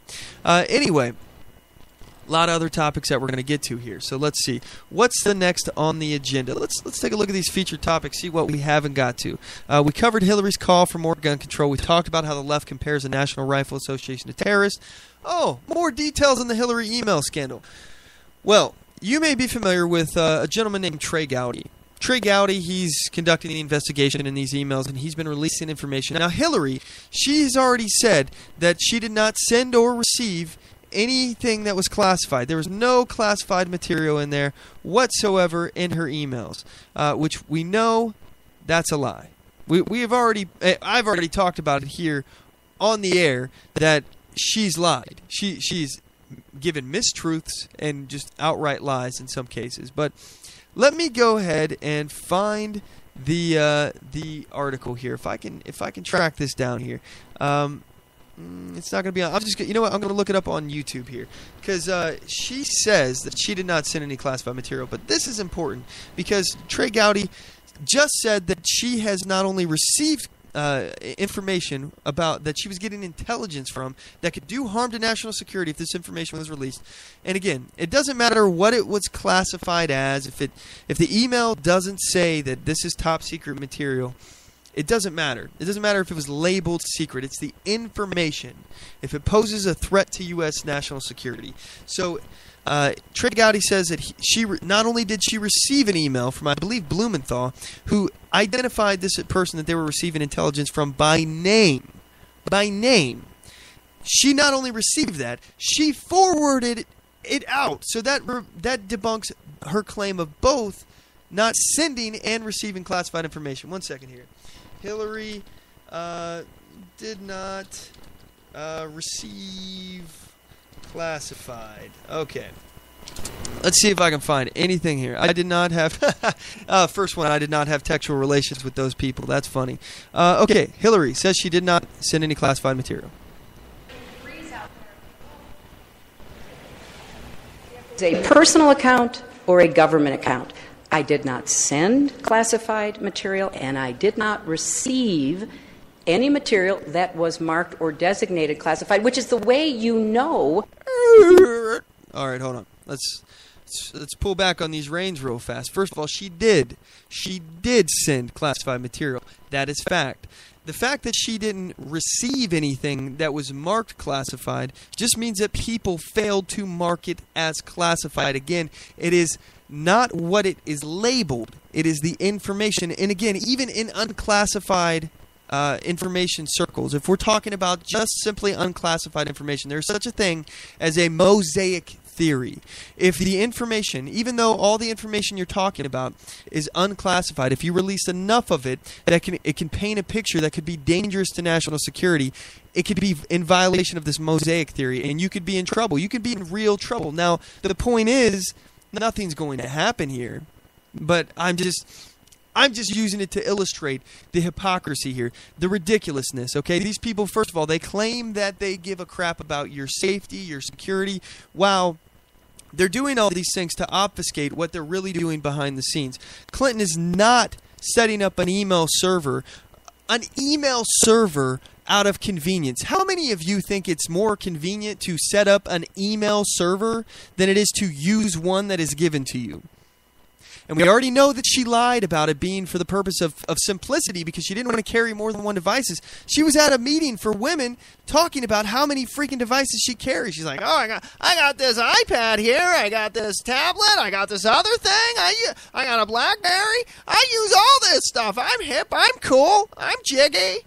Look, Hillary, you've already been caught in a lie. We know you got multiple devices. We know it wasn't about simplicity. So we have to ask ourselves, what was it for? What on earth could you be trying to put business-related emails, government official emails, on your personal computer? Why could you? What could be the purpose of this, okay? And you say nothing's classified. We already know that's wrong. As this investigation continues to go forward, Trey Gowdy's going to find more things on this, and we're going to have more information released. Now that they got the server in FBI custody, it's possible that they're going to get more information. It doesn't matter what information is released here. I just want to know. You could have an email about Hillary confessing to a murder that she did in the Mojave Desert. It wouldn't matter. She will not go to jail over this. What will happen is some little flunky, some crony in the Clinton administration, they'll take all the blame. And, oh, okay, that was who did the wrongdoing. This person will serve jail time, and when he gets out, he'll get a nice, cushy job working at the Clinton Foundation, because that's what they do. They take care of their own. They take care of their own. And they know this is how things work out. This is completely corrupt. Her business in the Clinton Foundation, this is important, all right? This is why she created the private email server to begin with, because she was trying to hide what she was doing in the Clinton Foundation. She's receiving bribes for changing her positions. She received millions of dollars from the Saudi government and as a donation to the Clinton Foundation, and then suddenly she changed her position on the Keystone Pipeline. Coincidence? Okay. And then, we start talking about the money she and her husband are receiving as donations for speeches. How do you quantify this? Okay, this is an interesting concept. I want to just admit here, I first started thinking about this because of Buck Sexton. You may be familiar with him. He's on the Blaze Radio Network. He's talking about how do you quantify how much a speech costs. It's like quantifying art, okay? At what point does this become, okay, this is obviously a bribe here, and at what point is it you're providing money in exchange for a speech? There's so many factors that come into play here. But regardless, they go speak at this art gallery, at this public event or something, at this college or something along those lines, or they go speak somewhere else and they get money donated to their foundation for it, and you don't think that any special favors come along with it. We already know, as Donald Trump has said, you pay these politicians and they will do whatever the hell you want them to do. We already know that each one of these puppets come with their own strings. We already know that they're corrupt. So Hillary's doing all of this, getting all of this money, hiding what she's doing. We didn't even know. By the way, it's important to mention, we did not even know about her private email server. None of this would be out in the public. Hillary talks about being, I'm completely transparent. What? Look, she didn't tell anyone she was doing this. She just did it.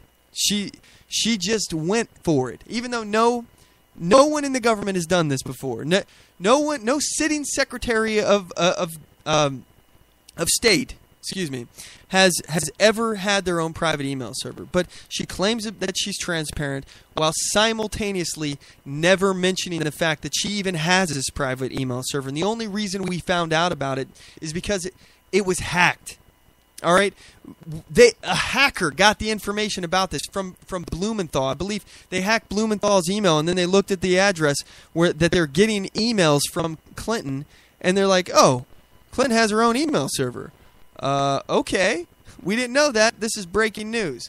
That's how we found out. She's not being transparent. Additionally, because she was the custodian of the server, she gets to decide what is personal and what is private.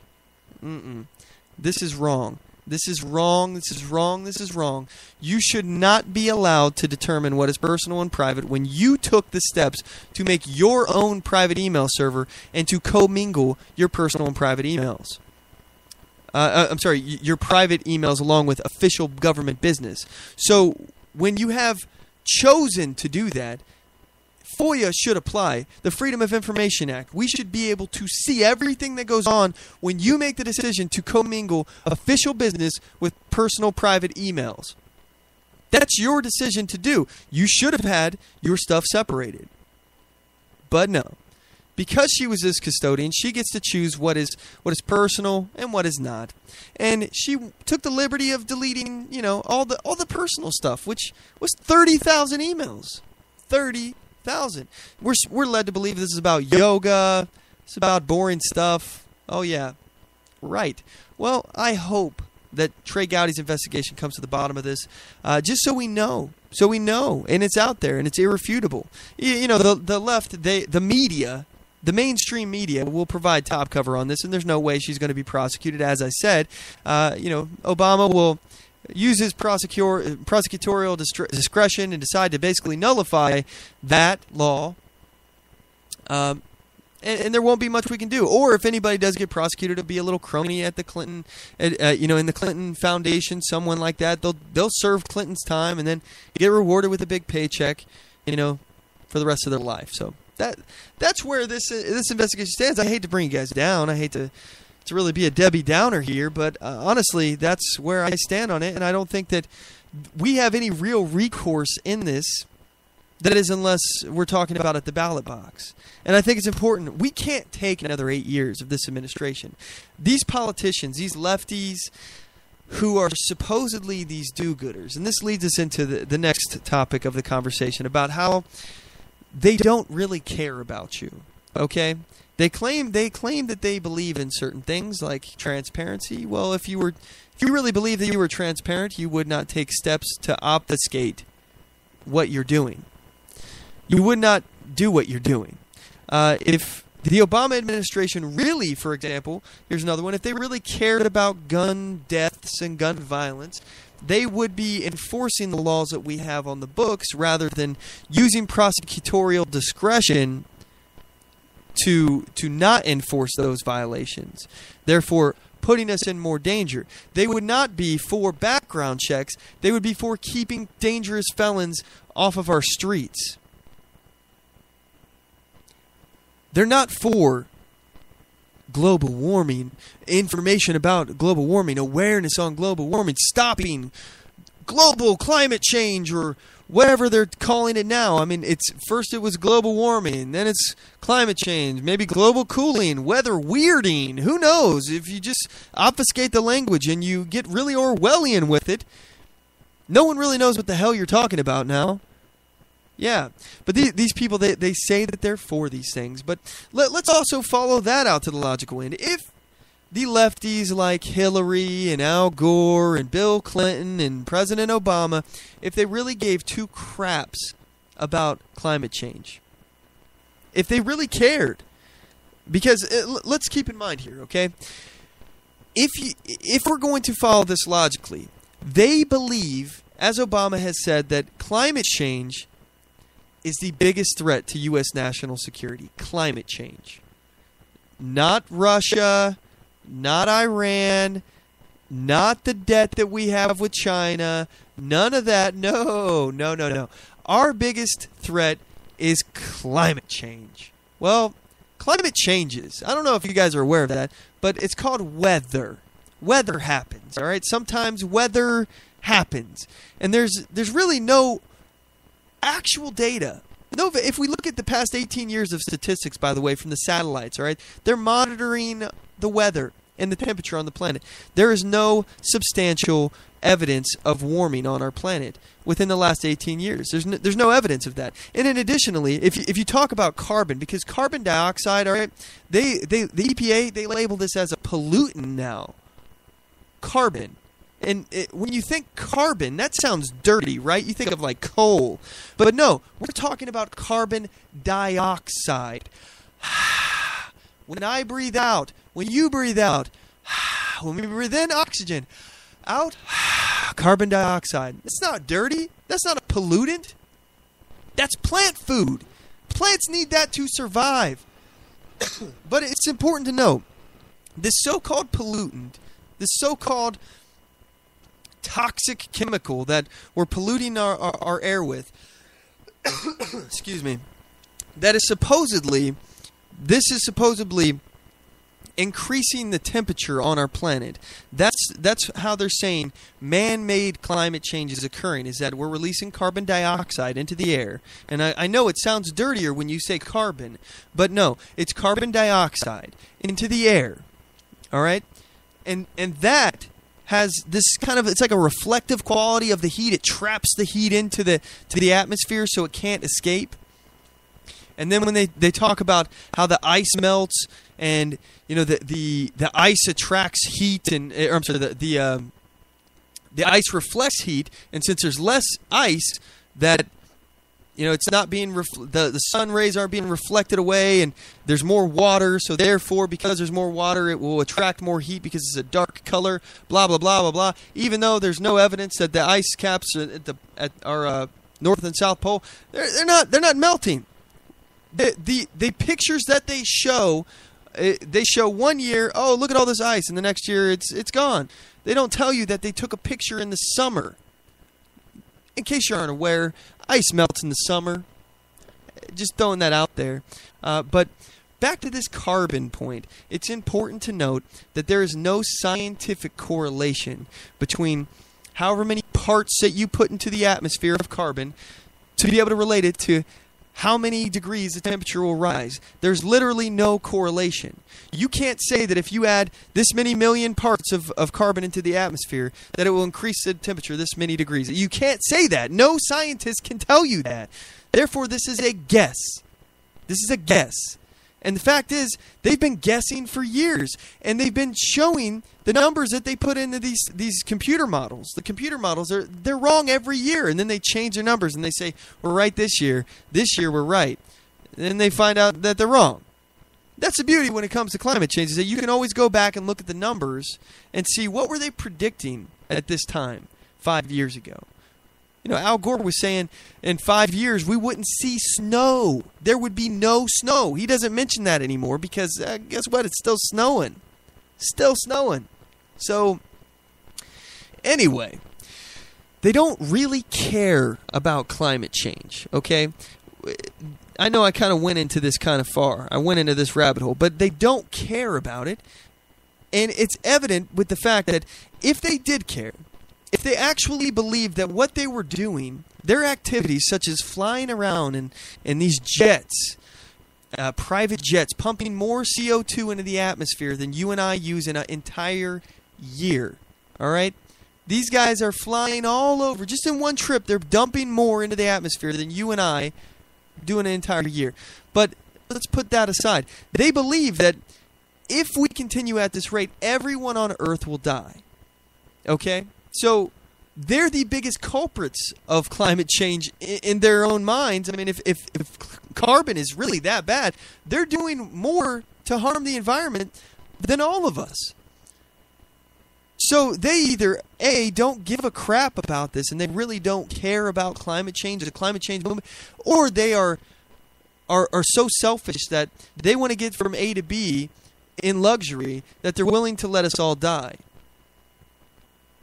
Does that make sense to you? I mean, they either believe this or they don't. So there's only two explanations if they actually do believe what they're saying, is that they don't care, or they care more about their convenience than everyone else's life. Those are the only two options. There's no in between when it comes to this. You either believe that carbon is killing the planet and therefore going to kill every human being on the planet, or you don't. And if you do, wouldn't you take steps to change your life for to fit within your little plan? They would stop eating meat, because meat is a huge contributor to methane gases in the atmosphere. I mean, cow farts, big deal apparently, cow farts. So they don't really care. And just like the left, they don't care about gun deaths. If they did, they would not be using prosecutorial discretion to not enforce the laws on the books already. They would not be releasing criminals, violent, dangerous people into our society that have no business having a gun. So therefore, we've not given them their gun rights back. They wouldn't be doing that. And they really don't care about you, because if you're disarmed, you'll be defenseless. If you're disarmed, you won't be able to defend yourself. But they won't be affected at all, not in the least. They have armed security. They hide behind their armed security. They don't trust you to defend yourself, but they have people to defend themselves. And they want you to rely on them to protect you. They have no legal obligation, according to the Supreme Court. They do not have to protect you. So why are we putting more faith into their hands of people that don't care? And furthermore, what do they really want?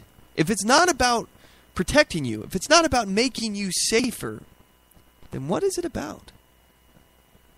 I would argue that it's about control. An armed society is a society that can say no to the government. And this idea, this concept, is something that statists hate. They just can't stand the idea that someone would be able to defend themselves against government tyranny. And I know that word gets thrown around a lot. Tyranny. All these guys do is talk about government tyranny. Blah, blah, blah. Look, tyranny happens. Seriously. Tyranny happens. It happens.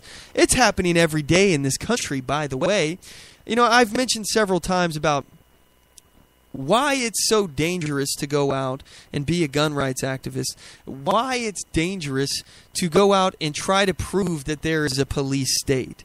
Now, I want to point out that's not something that I do, but I warn people who try to do this. I've had several people message me in emails and you know, they say, hey, you know, I support what you did. I want to go out and challenge the police state and prove that we live in a police state. And I warn them. I warn them, and I warn you now. I'm warning you now. I don't want to discourage anybody from standing up for their rights by any means. I absolutely want more people to stand up for liberty. I want you to stand up for individual responsibility. I want you to stand up. But I need to warn you. I need to tell you the risks. There are some serious dangers when it comes to trying to prove that we live in a police state. And the very first danger is that it's easy. It's very easy to prove that we live in a police state. Reason being, you question authority. Question a police officer. It could get you killed. Now, not with every police officer, and there are good police officers, but there are also some bad police officers. And I don't know the ratio between good to bad. I know a lot of people say that, oh, well, you know, maybe it's just a few bad apples. I don't know about that anymore. I don't know if it's just a few bad apples. I know it's more than a few at this point. And I don't know. I know there are a lot of good police. And I'm not disparaging police at all. I know they do a lot of good work and they keep us safe, and that's all fine and good. And I really do respect and appreciate that. But there's something wrong. There's a sickness in this community, the policing community, that they have a code of silence when they see something wrong, when they see somebody who was sworn to uphold the law violating it. It's sickening to me that they would stay quiet. I think that the people who are quiet when they see something wrong are just as guilty as the ones who are doing the illegal act to begin with. So I know that's not everybody. I know that's not everybody. You know, there may only be a few bad apples in the bunch, but there are a lot of other apples that won't say anything about the bad apples. They'll just let it slide. That will participate in a cover-up. I know that sounds conspiratorial, but it happens. We talk all the time about police stations that say, oh, we did an internal investigation on ourselves and we found ourselves not guilty of any wrongdoing. You know, that happens a lot. It really does. And it's unfortunate that more police officers aren't willing to speak up. And I have to give credit to the ones that do and the ones that are out there every day trying to protect and serve, trying to defend the rights of those people out there in their community. There are some good police officers, and we need to encourage them to stand up and let them know that we're going to stand up with them. I will stand up alongside police officers doing the right thing. I think a lot of you will too. So anyway, you know, what do these lefties want? You know, they want to put all of the power, all of the control into the police department, into the state. Again, the police are the enforcement arm of this federal and state leviathan. The police are the ones that are going to be kicking in your doors, confiscating your guns. Again, that's the only way that they can actually accomplish a gun ban. And even that is unlikely. And we talk seriously about this, and I want you guys to know we're in dangerous times right now. We're in dangerous times because I don't think it's too far-fetched to believe that they will be asking for more gun control and ultimately lead to gun confiscation. Oh, actually, I just realized I didn't finish my point on the last topic. It's dangerous trying to prove that there's a police state because you can go get killed. We'll get into the stuff I was just talking about in a second, but it's dangerous to go do this, all right? So if you're going to go stand up for your rights and the rights of others, if you're going to actually advocate for gun rights or trying to prove that there's a police state and you want to go out and take a video of somebody violating your rights and you try to instigate a circumstance or something, I will warn you. I just want to warn you that it's very possible that something bad could happen to you. And you need to be prepared to pay that price. When I was sitting in the back of a police cruiser when I got arrested, I told myself before I went out that, I was willing to pay any price, to assert my rights. And I'm not out there trying to cause fear or even to set up the police. I want to talk to people about gun rights. Open carry is legal in Washington State, yet I was arrested for it. People say you shouldn't even go carry. You shouldn't open carry. Why open carry? All you're going to do is let people know that this is legal, and now they're going to work to make it illegal. Okay, well, what's the point? If I'm not allowed to open carry because if I do, they'll get rid of this right to keep and bear arms openly. If I do that, if I do assert this right, they'll just get rid of it. Why even have it legal in the first place? I think that so many people are guilty here of not wanting to be too radical. Honestly. And what's wrong with being radical? Especially if you're on the right side. Wouldn't you rather be really right than just a little bit right? I don't understand. I understand the fear behind of what will they say? They'll take this out of context, or they won't understand, or I'll actually have to get into an intellectual debate and stand up for my principles on this topic. We've reached a really dangerous time in society, and if you're going to go out and you're going to actually try to advocate for gun rights, you need to really prepare yourself, not just mentally, but financially, for the consequences. There can be real consequences. First of all, you could be shot by the police or just some citizen. I want to make it known here that I have been told dozens, maybe even close to 100 times now, probably, from citizens who claim to be Second Amendment supporters. They say, I support the Second Amendment, but if I saw you out there carrying an AR-15, I'd have shot you myself. I've had people say that to me. First of all, that would have been a crime. It would have been illegal. It's murder. I think one of my biggest points that I want to advocate here and point out is that you can easily identify somebody who's got violent intention with a firearm and someone who doesn't. And it's my contention that I want to normalize it in the community. I want you to be able to see what a normal, a non-threatening person in the community is.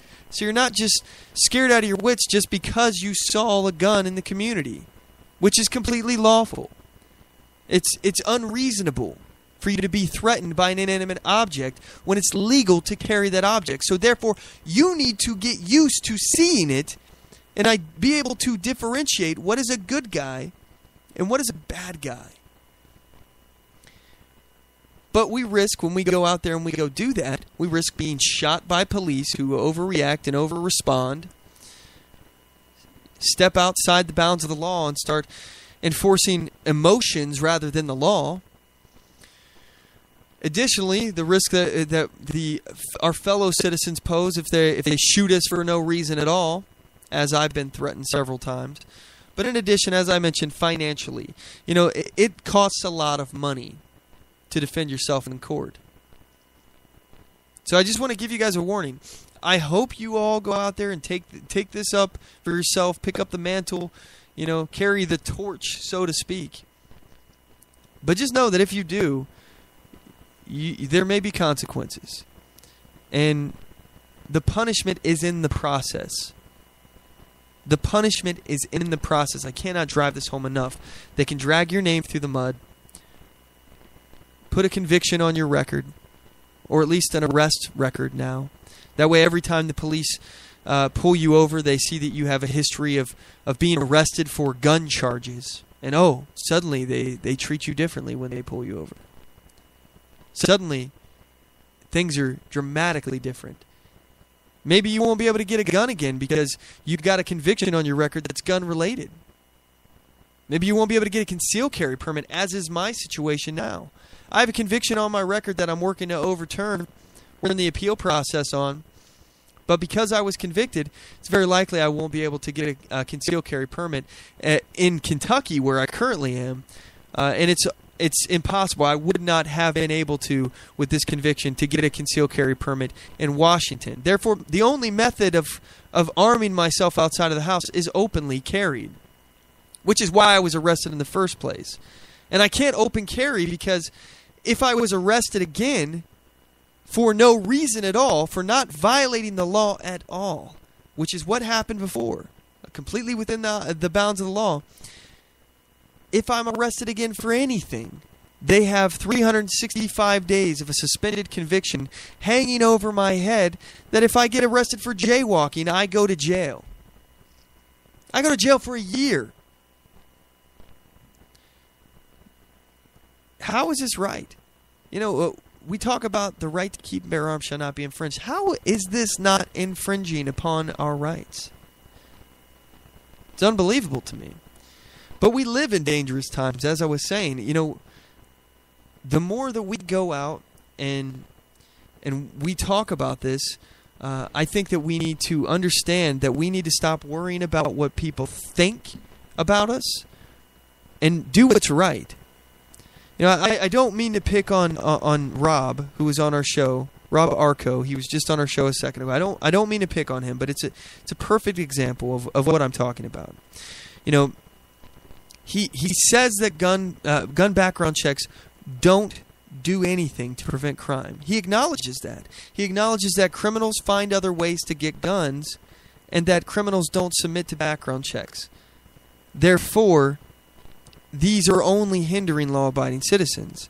And I understand, I'm not trying to pick on him. I respect the guy a whole lot. He seemed like he had a really good head on his shoulders. But it just seems to me like he doesn't want to seem too radical. You don't want to be called an extremist. You don't want to be called a gun nut. Well, what's wrong with being called a gun nut? I am a gun nut, and I'm proud of it. I love guns.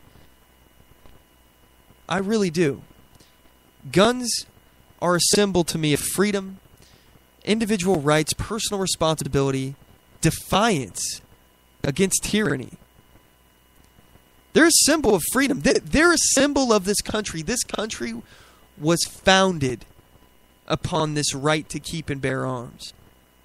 This country was literally founded by guns. I don't think that our founders would think it's radical. I honestly don't. I don't think that our founders would think that it's radical to want to have the right to keep and bear arms uninfringed. I think it's incredibly unradical.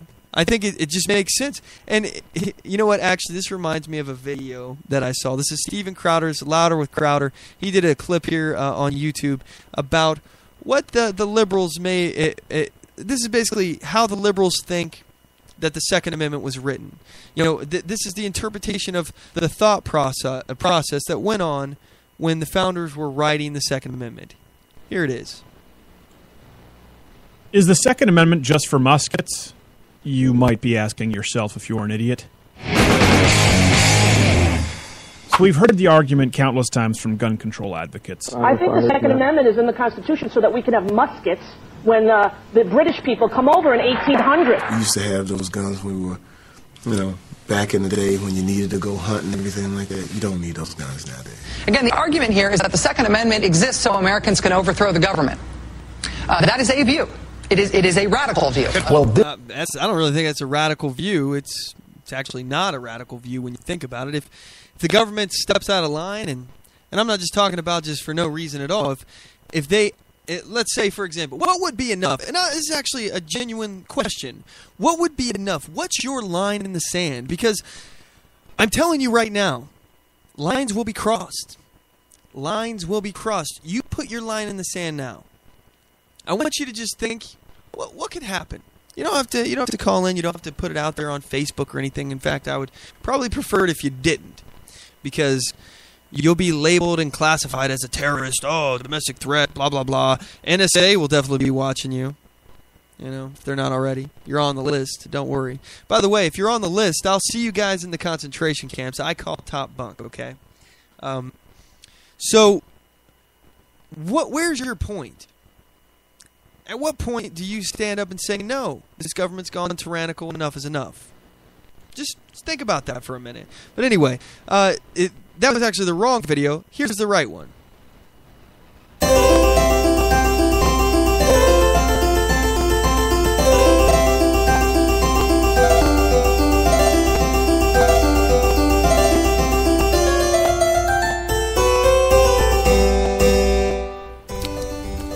This is Madison drafting the Second Amendment in the Bill of Rights, the liberal edition. A well-regulated militia being necessary to the security of a free state, the right of the people to keep and bear arms shall not be infringed. Unless, like, guns get way more advanced than today. Because this thing is totally about hunting, you guys. I'm super serious. Like, if the gun can fire more than one round in a minute, or if it can hold, like, a crap ton of bullets, I don't know, 10 or, say, 5, I don't know. You can just change this thing whenever. When there's guns that can have too many bullets in them, you'll totally know. Also, if the guns are a super scary color, or if the rifle can have that, like, you know, one of those more vertical grips instead of the horizontal thing, then the whole thing is off. We can't have people protecting the security of a free state by hunting with scary black guns that can hold a few extra bullets and have that vertical grip. That would just be crazy. Insanity. Because again, this thing is like totally for hunting.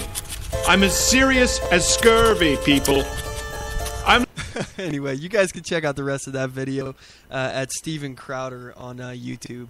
It's called the Second Amendment Liberal Edition. So, pretty hilarious stuff. But this is legitimately, this is what these people think. Even though we have the notes from the Constitutional Convention that Madison wrote, he took thorough notes, and they discussed the exact intention of the Second Amendment. And you can talk. People argue all the time about, oh, what was the founders' intent? What was the There's no way we can know what the founders' intention was. Actually, yeah, we can. We can listen to their words. We can hear their words. Read their notes. Unbelievable. This is absolutely... Even our founders were talking about this as a hedge against tyranny. They literally just used their firearms to repel a government that was out of control. That is the entire reason why the war for independence started. And that's a radical position? Well, our founders were radicals. This country was founded by radicals. Let's stop being afraid of being labeled radicals. Let's stop being afraid of being called names by liberals. I could give a crap what a liberal thinks about me. Literally. I don't care what a liberal thinks. Now look, I'm using the word liberal, but what I really mean is statists. I don't care what statists think. They can have their own opinions, and that's fine. I'm not going to force them to conform to my opinion. But let's be real. Our founders were radicals. It's time that we become unafraid of being called radicals and stand on principle. If you legitimately believe that the Second Amendment gives you, or I'm sorry, disregard.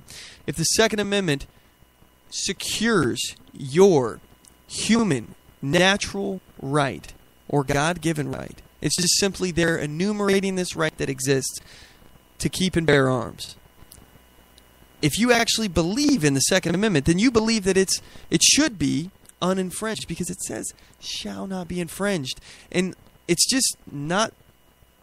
It's not logical for you to say that you support the Second Amendment while simultaneously agreeing with things like background checks and other things that provide stipulations for people who are completely law-abiding to get firearms. Make it harder for them. Make more red tape, more hoops to jump through. Those are called limitations, restrictions, otherwise known as infringements.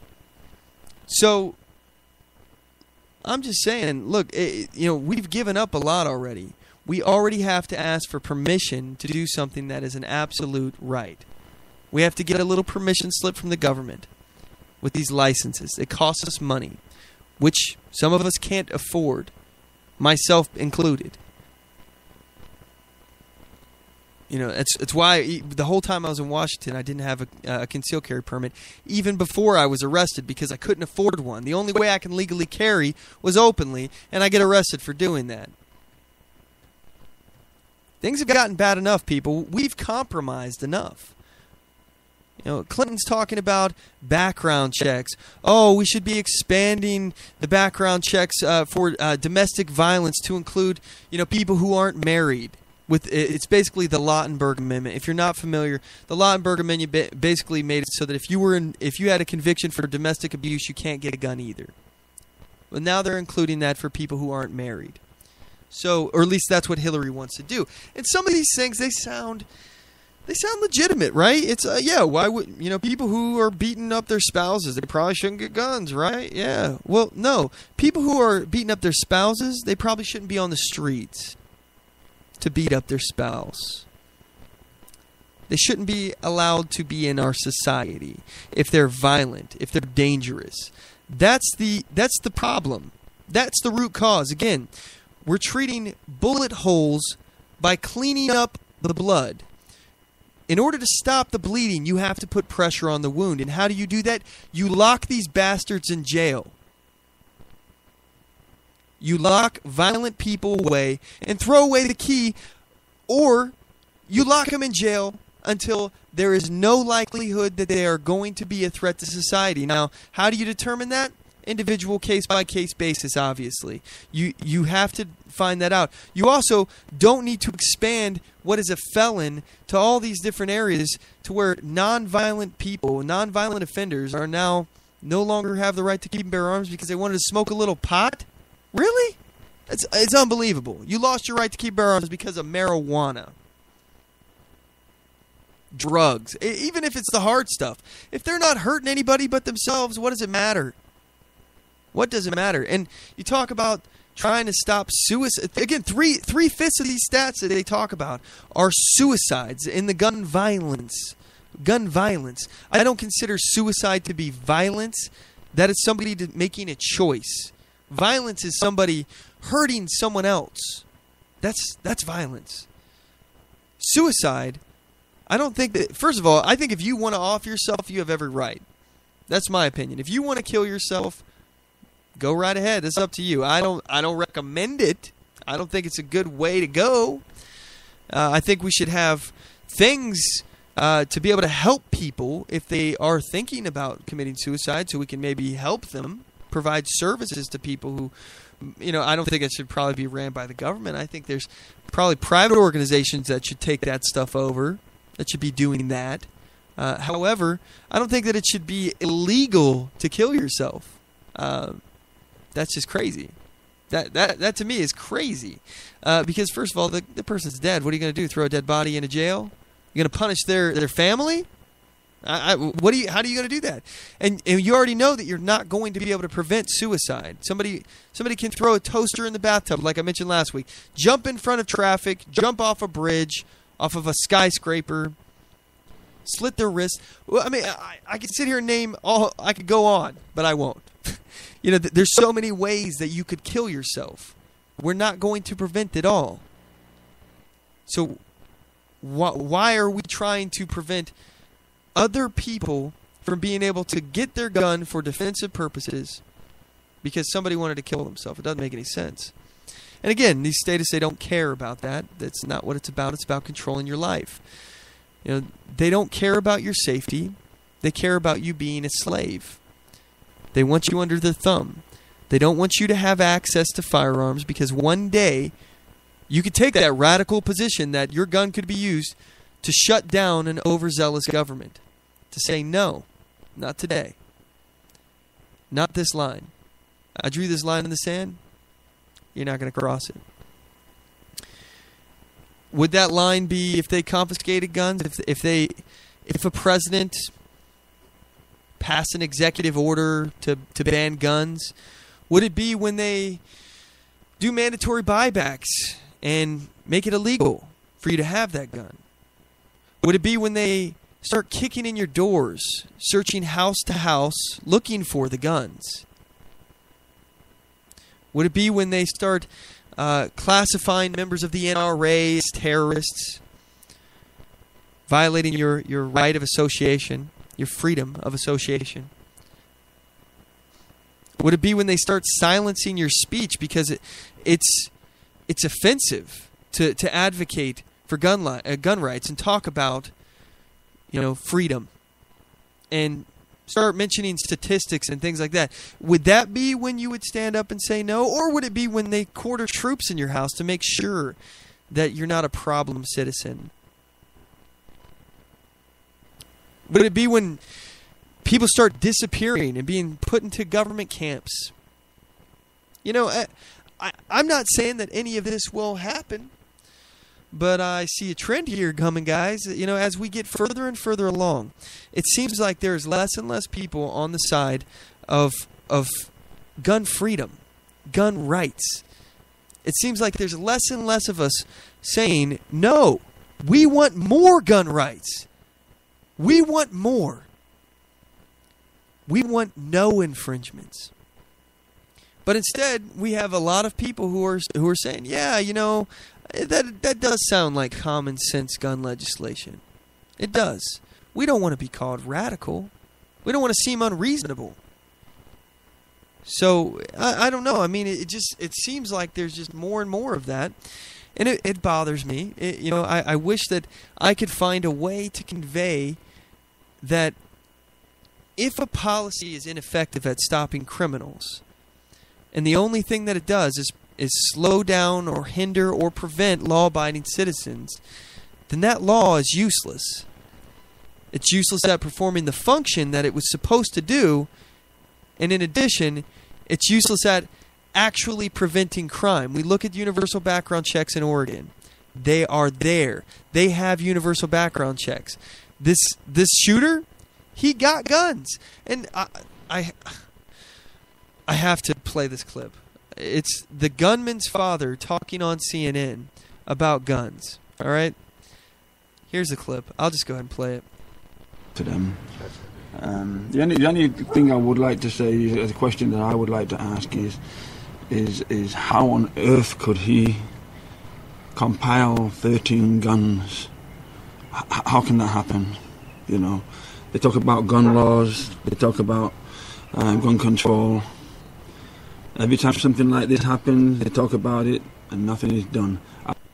Okay, so first of all, he's using the same kind of narrative that our president is using. We talk about it, but we don't do anything about it. Okay, well, it's because what they want to do doesn't work. That's why we're standing against it. I'm happy to talk to you about how you want to prevent stuff like this from happening.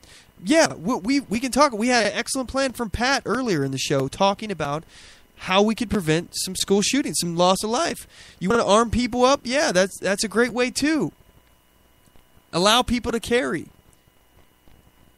Spread the rumor that 10% of your teachers in your school have concealed carry firearms. You don't know which one, but 10% of the squad. Put that out in the news.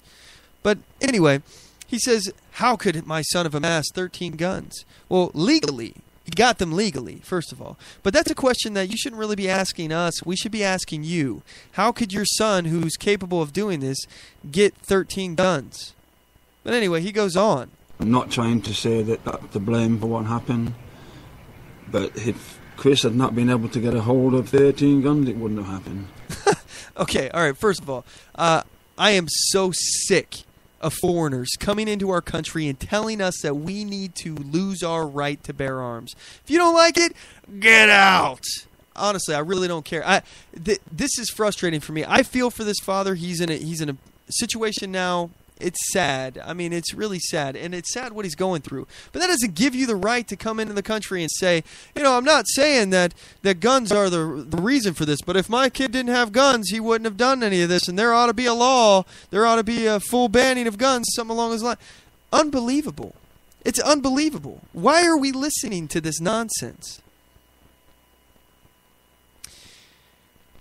Again, the families are paraded in front of us, try to make us feel bad, try to make us capitulate, try to make us compromise. And I'm done compromising. I hope you're done compromising too.